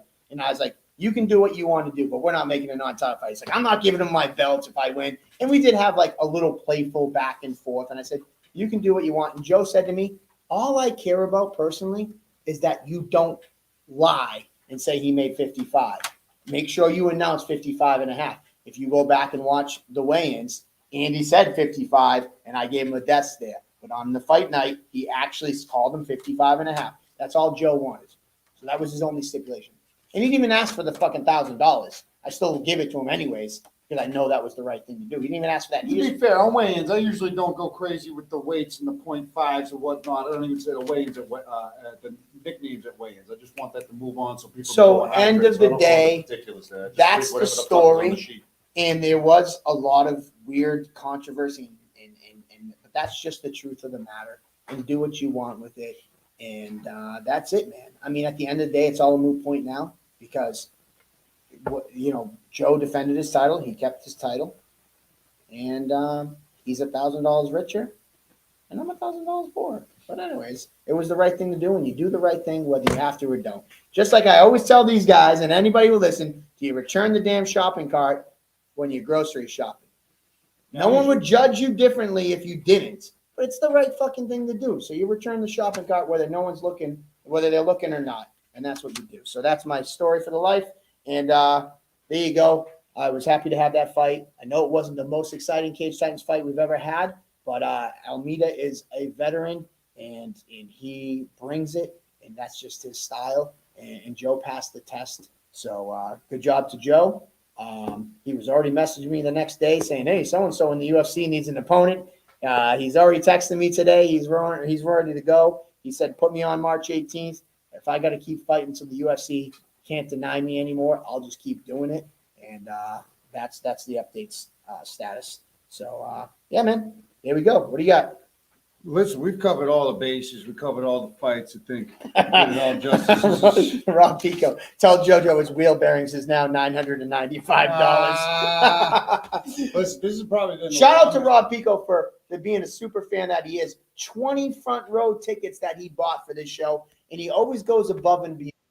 This guy literally makes it a point to buy 6 front row tickets every event and give them away to somebody who's never been to a Cage Titan show before. He prides himself on bringing more fans and people to the MMA community. He's a fan of the sport, big fan. Big shout out to Rob Pico. Thank you so much. There you go. What do you got? Go. Last thoughts. Phenomenal event, phenomenal way to kick off a year. This has been the longest podcast I think we've done. We're getting close to the 3. We could have watched The Godfather down here and it wouldn't have taken up as much time, but all worth it at the end of the day. The fighters delivered, and that's honestly who we do it for. The fans appreciated it through and through, from bell to bell, and 1,600 people, however many people were there, left happy and entertained, and that's what we do it for. It's the most fulfilling thing in the world. I couldn't be more grateful to do what I do, where I do it, who I do it with, who I do it for. It's just, show after show, it keeps getting better and better. Already can't look forward enough till March. Thank you. All gratitude from the bottom of the heart from everyone involved.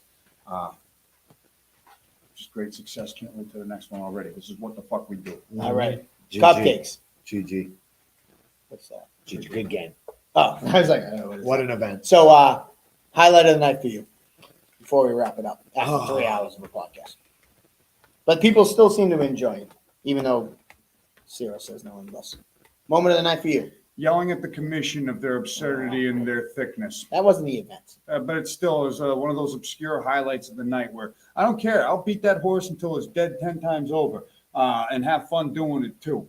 The hot dog was TJ Pimentel's. So what do you got? But in terms it's of kind of the Arpin fight, Arpin and Munoz, just as far as like me having outbursts, that was probably the fight I had the most outbursts, especially in that second and third round when I kind of thought Munoz was probably going to win, and then Arpin is like coming back. Yeah, it was like I was losing it at times. That was a great fight. You were losing it. Oh yeah, I gotta agree. That was definitely one of the fights that sticks out in terms of amateur prowess right there. If that wasn't an amateur title fight, that's gonna stick around the memory banks for a long time. Santi Munoz and Drew Arpin. That was a classic for the ages. I gotta agree with you there. But I give my credit where credit's due as well on the pro card. I thought that Cam Arnold and Will Smith put on a phenomenal back and forth battle as well. Will Smith had to overcome some serious adversity and it's like I said, that other highlight. Without the controversy of that one judge's scorecard in that fight, I don't get my rant that I had so much fun doing at the end of the night. So big thank you to them Everything for putting for a on reason. an absolute war, because like at the end of the day, that's the most important thing. Is Yep. Will Smith needed a win. He's on a losing streak. Cam Arnold, an undefeated fighter, taking on a big test. I got huge kudos for both of those guys for stepping in against each other. That's what makes the sport great. They had nothing but respect for each other before, during, and after the fight, and they still put each other almost on death's door, respectively, on several occasions for that fight. So, as awesome as Drew Arpin and Santi Munoz was, I think that Cam Arnold and Will Smith is a low-key contender for fight of the year as the pros as well. That was a barn burner for 3 rounds that saw both guys tested. Absolutely. In January, it's only we've had one event. Yeah, we're only a week into January. We had Joe, what do you got for your highlight of the night? Give it one parting one. We're at 2 hours and 49 minutes. I'm saying we go 11 minutes and make it a 3 hour. Let's go. What do you got?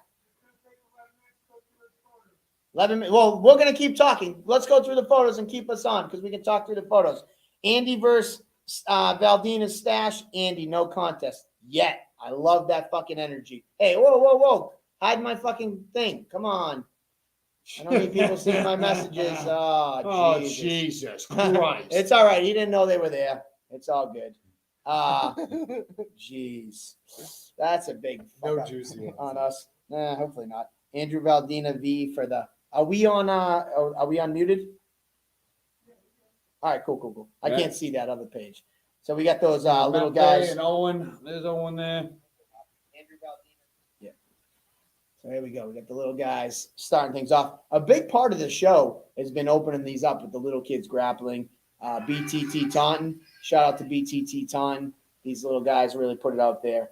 And I look forward to seeing more. Look at the kid smile, man. He's loving every minute of it. What else we got? Look at that Tyler Pimento holding up the hands. Oh, look at that. A little Sparta yell. I love that. I love it. Is he getting kicked in the nuts there? Yeah, Politis. Yeah, Teddy Politis and Look at Avery Andrews putting on a barn burner, opening things off. There was some bleedage going on. Martina. Already, we're only one fight in, and some of these photos, geez, definitely hit it out the park. Oh, that's a mean head kick. That's a good one too. Wrapping around the toes. I've never seen that many Granby rolls in a grappling match. First winner of the first fight of 2023, Avery Andrews. Dion Perry, the first MMA winner. Oh, that left hand really hurt. Zach Cyril, you're in the comments, man. Throw your little talk. You can speak. Go ahead. Open forum, bro. Dude, that's like a camel clutch, dude. That was sick. That was a sick. Dude, that looked painful. Absolutely. Nastiness. Yeah. There you go. Wrath. I know. Raph and Ned, they both trained at Triforce. They had to celebrate with their teammates.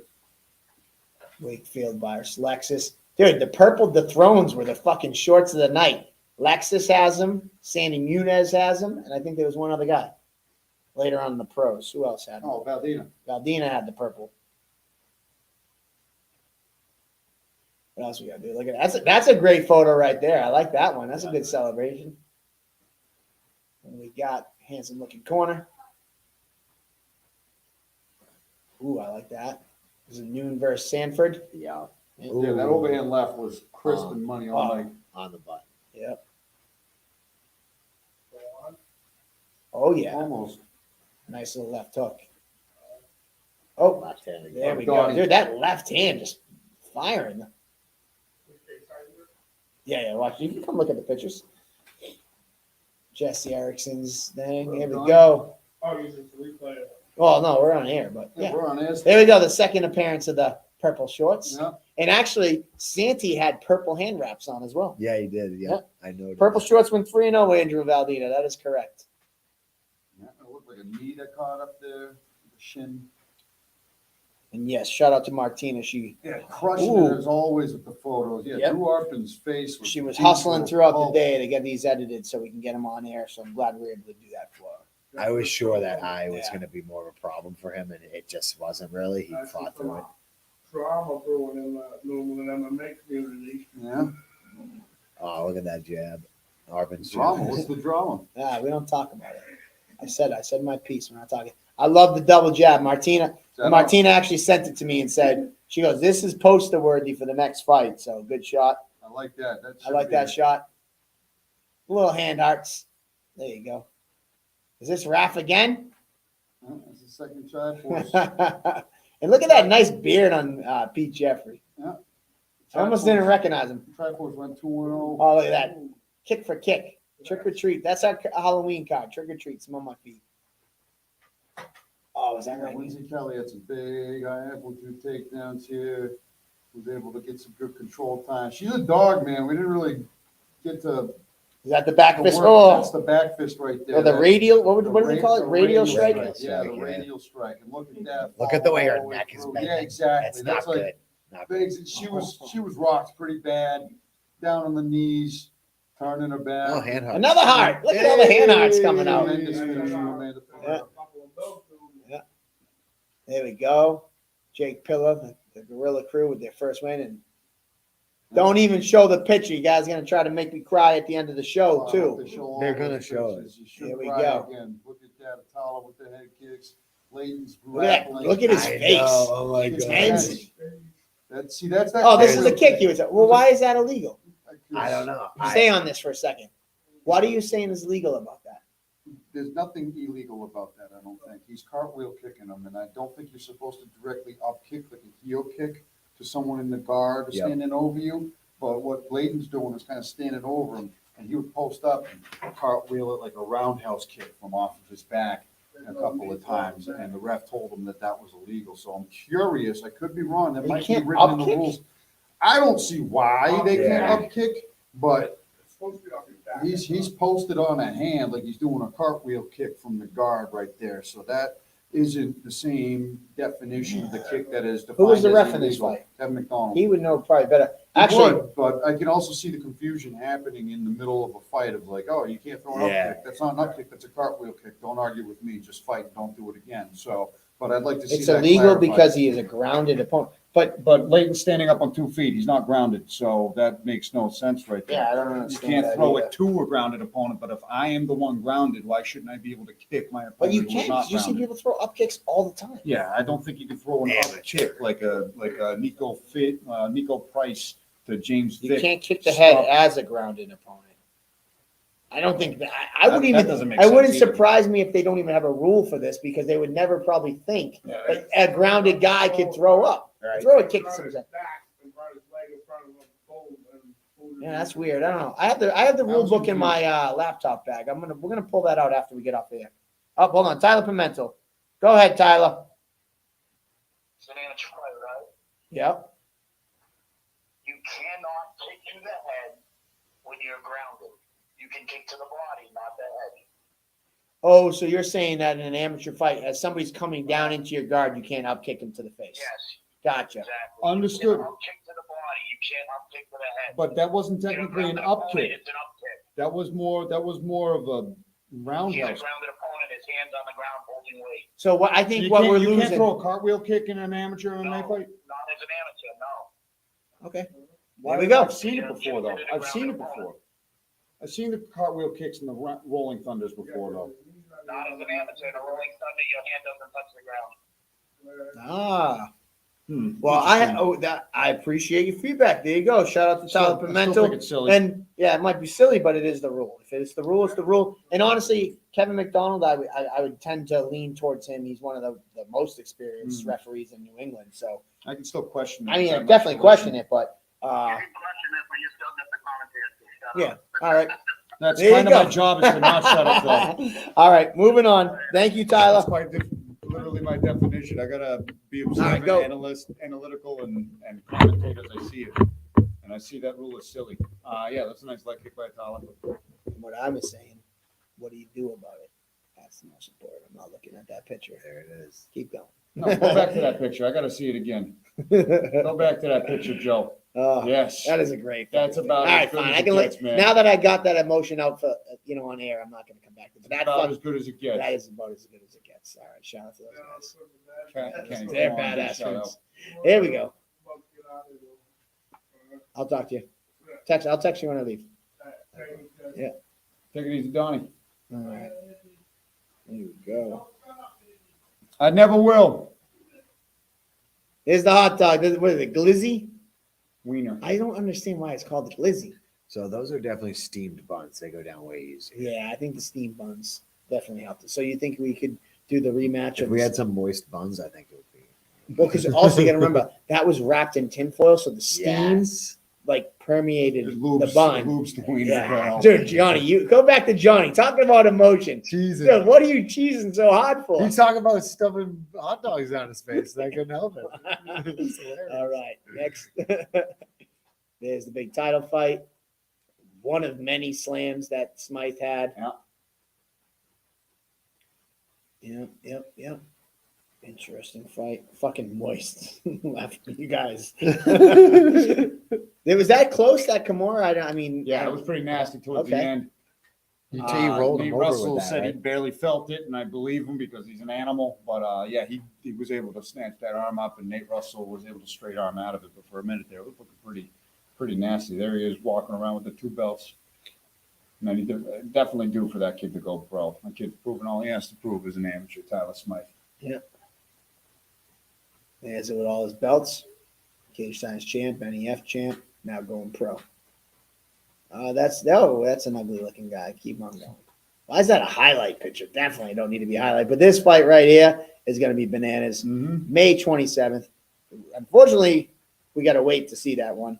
But that's going to be May 27th. We have March 18th before that. But there you go. We got the stare down. Let's check it out. Come on over here, my man.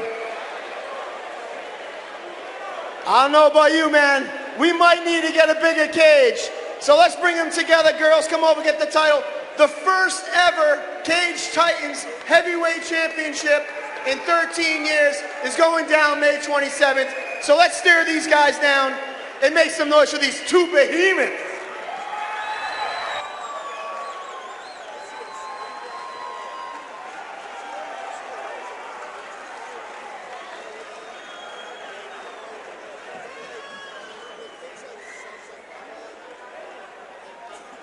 All right, thank you guys so much.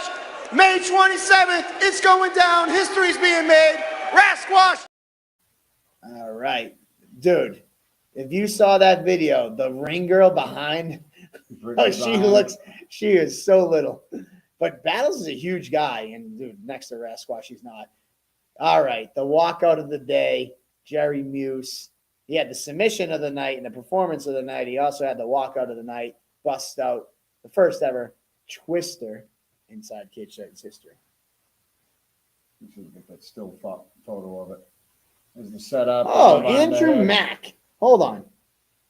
Andrew Mack. According to Google, the term glizzy originally meant gun, but then it became a nickname for hot dog because the length of the barbecue staple is similar to the extended clip of a gun. Huh. So they started calling it glizzy because it sounds cool. I guess. Roz got that Gordo from Mortal Kombat haircut. And Mike, what is your plan if Hilton and Battle started going Jones and Cormier on each other? You can get in between them, Andrew Mack. Yeah, we'll throw you over there. Start hitting him with the ring girl. Hit him with Andrew Mack. Another family moment of the night.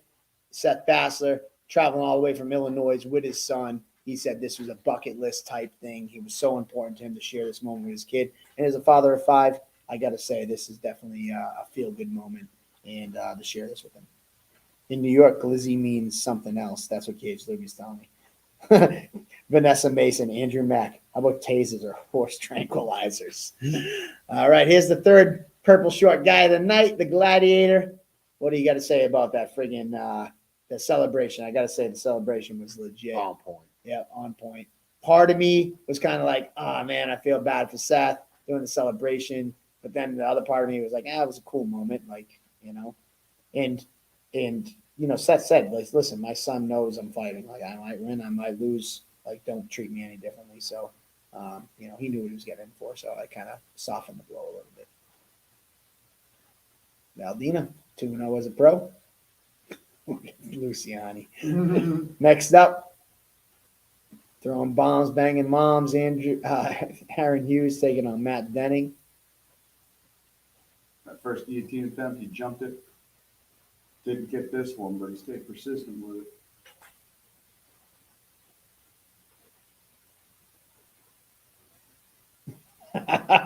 Andrew Jacobs. Comments of the night. Stop on the pictures for a second. Love the family aspect, but kids in the corner scare me. How are you going to tell your kid to do their homework if they respond with, no, I'll call Valdina to get you again if you don't let me play Call of Duty? Wow, that cuts deep. That cuts deep. Cam Arnold, always exciting. Oh, dude, the intros with Cam Arnold, he always gets me hyped up. Dude, he gives me 2 fist bumps. Yeah, a couple of them. Peter Bear gave me 2 fist bumps, too.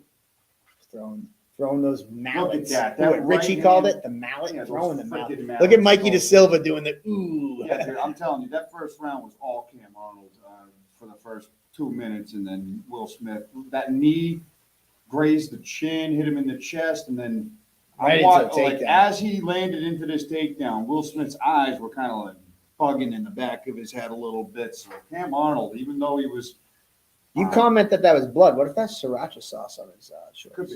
Could be, but I thought it was blood. I heard your commentary. Fake blood, yes. Yeah, you actually never listened to the commentary. You actually like me as a commentator. It's been 7 years, and you can fire me. I don't listen. No.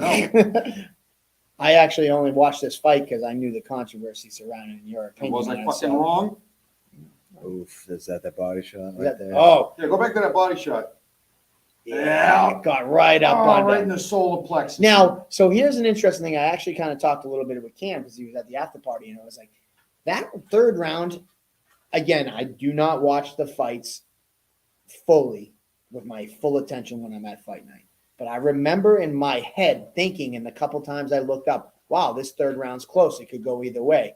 And then this body shot was the lasting thing. And Cam, right when the bell rang, he kind of crumbled. And to I remember, I think I might actually been in the back with Andrew Mack in the media room watching it as I'm trying to like break down stuff. And I was like, ooh, that type of reaction. That's the last thing the judges see. That could be exactly what sways them to give Will Smith. Because I thought it was kind of close from what I was gathering. And that little wince, run away for the last 8 seconds because you could see he was visibly hurt. And then right when the bell rang, as they're about to write their score, they see Cam collapse. It looks like, look at that, zooming in right underneath. Look at his face. Yeah, you can see the ripples. His face is immediately feeling that. Yeah. So that could have been the difference maker, that one body kick right there. As he's stepping in for a kick of his own, and he just runs into it. Oh, here we go. He goes, Mike, you were in the media room with us. You were yelling, no, you can't do that and let the judges see that or something to that effect. Yeah, but I remember. What were you saying? Martina wants to know what you're saying to him. Yeah. We were just talking real quick about you can keep about his future, basically. Okay. And I like it. We're gonna. Hey, dude, I gotta say, Will Smith is just all fucking business. I love this kind this guy. He's just cut from a different cloth. He's very professional, very polite. Shows up, man, a few words like, "Yo, I'm here. I'm here to fight." His opponent, Cam, not to kick him eyes down, but he missed weight. Will comes up to me and was just like, yeah, it's cool, whatever, I'm fighting anyways. And I'm like, all right, cool, like just no nonsense type of guy. I can't wait to see what's next for Will Smith. I'd love to have him back. There's a lot of good matchups for him. Absolutely. I mean, maybe you. There we go. He could fight anybody at 135 and pose a problem, no doubt about it. But look at that knee from Berber too. Another kid that's a la Peter Barrett. Right that actually looks like the last Peter Barrett poster. And look at the head kick. He's like, oh, you guys think I'm a grappler? And Pete's the dominant striker? Let me show you something. That looks like Peter too. Head kicks. And anything you can do, I can do better. Right. Yeah, that left leg of Peter Barrett was just a piston all night. I thought he broke his arm with that kick right there. Oh, that could be poster. Is that cropped, Martina? Because I'd like a little bit more of it, but that actually could be poster right there. That's just like the thrill of victory, the agony of defeat. It brings me to that song. And I think that is exactly what that picture encapsulates. Some of the people in the crowd, too. They're all just like, oh. The Skeletor girl, the blonde girl right up and she's like mouth wide open, like, ooh. Maybe she wanted to. Was that Jeff Joy down there, too? Oh, go back. Jeff Joy was wearing a gray sweatshirt, if I remember correctly. No, that's not Jeff. Right behind her. No, maybe that's not. It does kind of look like Jeff Joy, but I don't think it is. There you go, Peter Barrett. Slippery Pete.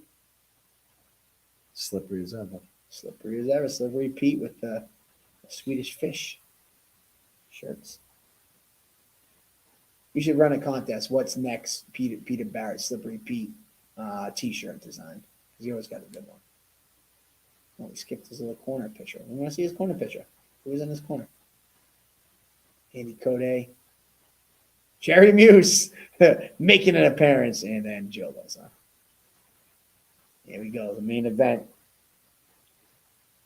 Gianetti versus Almeida. Speaking of body kicks, not a bad body kick there. Oh, the guys were landing some strikes as the fight went on.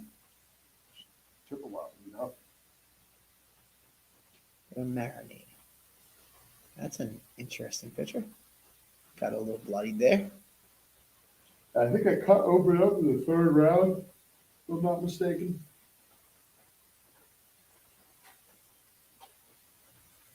Oh, that's a cute This little is by picture far too. the longest we have gone. It's almost midnight. We started I know. 9. I feel like I can still talk. That's a great picture too. Yeah, you were the one that wanted to get out of here early too because we're all fucking tired. But that monster kicked in. I mean, listen, man, I get jacked up talking about fights. A lot of people ask. JoJo messaged me. He's like, "Why is everybody kept texting me why I have 3 belts?" Well, we had the belts for like the obviously because it's if he loses, we have to have a belt to give to Saul, and his girlfriend was Shawnee had both of his belts, and I kind of felt weird just like taking it off her shoulder to award him one. But I sure as shit made sure when I gave him the belts afterwards, I was like, "Yo, give me that one back." It was like $600 belts. I was like, "Give me that one back, buddy." I was like, "You're not getting another one out of me." But shout out to Joe, got the double champ. There we go. And who's he there with? Is that Armbar Owen? No, that's Armbar Owen's opponent. Yeah, that's I forget his Owen. name. That's Owen. Oh, that's Owen? Yeah, that's All Owen. right, cool. Matt Bay is the other kid. Yes. There it is. Shawnee. JoJo and Mrs. JoJo. And that wraps it up. So there you have it. An amazing long night. That puts a bow on it. We're done with Cage Titans 57. We are on to Cage Titans 58. We're going to have some social media wrap up and all this weekend. And all this week. So next week. Boom, there you go. Next week is going to be full force on end of the years. It looks like we're going to be doing the end of the year award event, which will be an in-person event. Last year we didn't do it in person, but up until last year we used to always do an in-person. We're going to be picking a venue. We're going to be doing a live like dinner and all that stuff for the awards. So we will be looking at January 21st weekend or maybe the 28th. But this week we're going to wrap up Cage Titans 57 with also more social media posts and photos and videos and highlights for the rest of this week. Next week we're going to be announcing all the categories for the awards, and we're going to have a nice full week of voting and announcing all those finalists. And then the following week we will be holding the award ceremony, which we'll be putting details out there for you. So that's kind of the rundown. Besides that, March 18th is our next event. That is official. Though we announced the May 27th fight, yes, there is still March 18th. There we go. Due 28th, we are having a team banquet. Comedy show is 28th. 28th is a comedy show. I said the weekend of that. So it could be Friday, it could be Saturday, it could be Sunday. So I got to figure out what the venue has for a date available. But that's it from me. Last thoughts. Wrap it up, Johnny. What do you got? Thank you, everyone, for tuning in and catching the show. We appreciate it very much. We love doing it, and I hope you guys had fun. No, man, this is the longest show to date that we've done, partially because we had a lot to talk about, partially because you guys were tuning in for the whole damn time. I mean, when we see the viewers go down, it's like, fuck it, no one's watching this, cut it. Yeah, people are still watching. Yeah, people are still watching, so we might be here till tomorrow. No, we got to get the fuck out of here. But thank you guys so much for tuning in. We got a shitload of sleep and rest to catch up on, but it's all for you guys, so you guys tune in and listen to our rants and me telling empty suits to suck toes week after week. And I don't think we're that interesting and that funny, but you guys keep tuning in, and that's what we do it for. Clark, keep it going. We're not keeping it going because I got now more to talk about, and I'm fucking dead, died. And we all have like almost an hour ride home after this. So we're ready to wrap it up. Thank you so much. Follow us across the board on all social media at Cage Titans across the board. Thank you so much, guys. Peace out.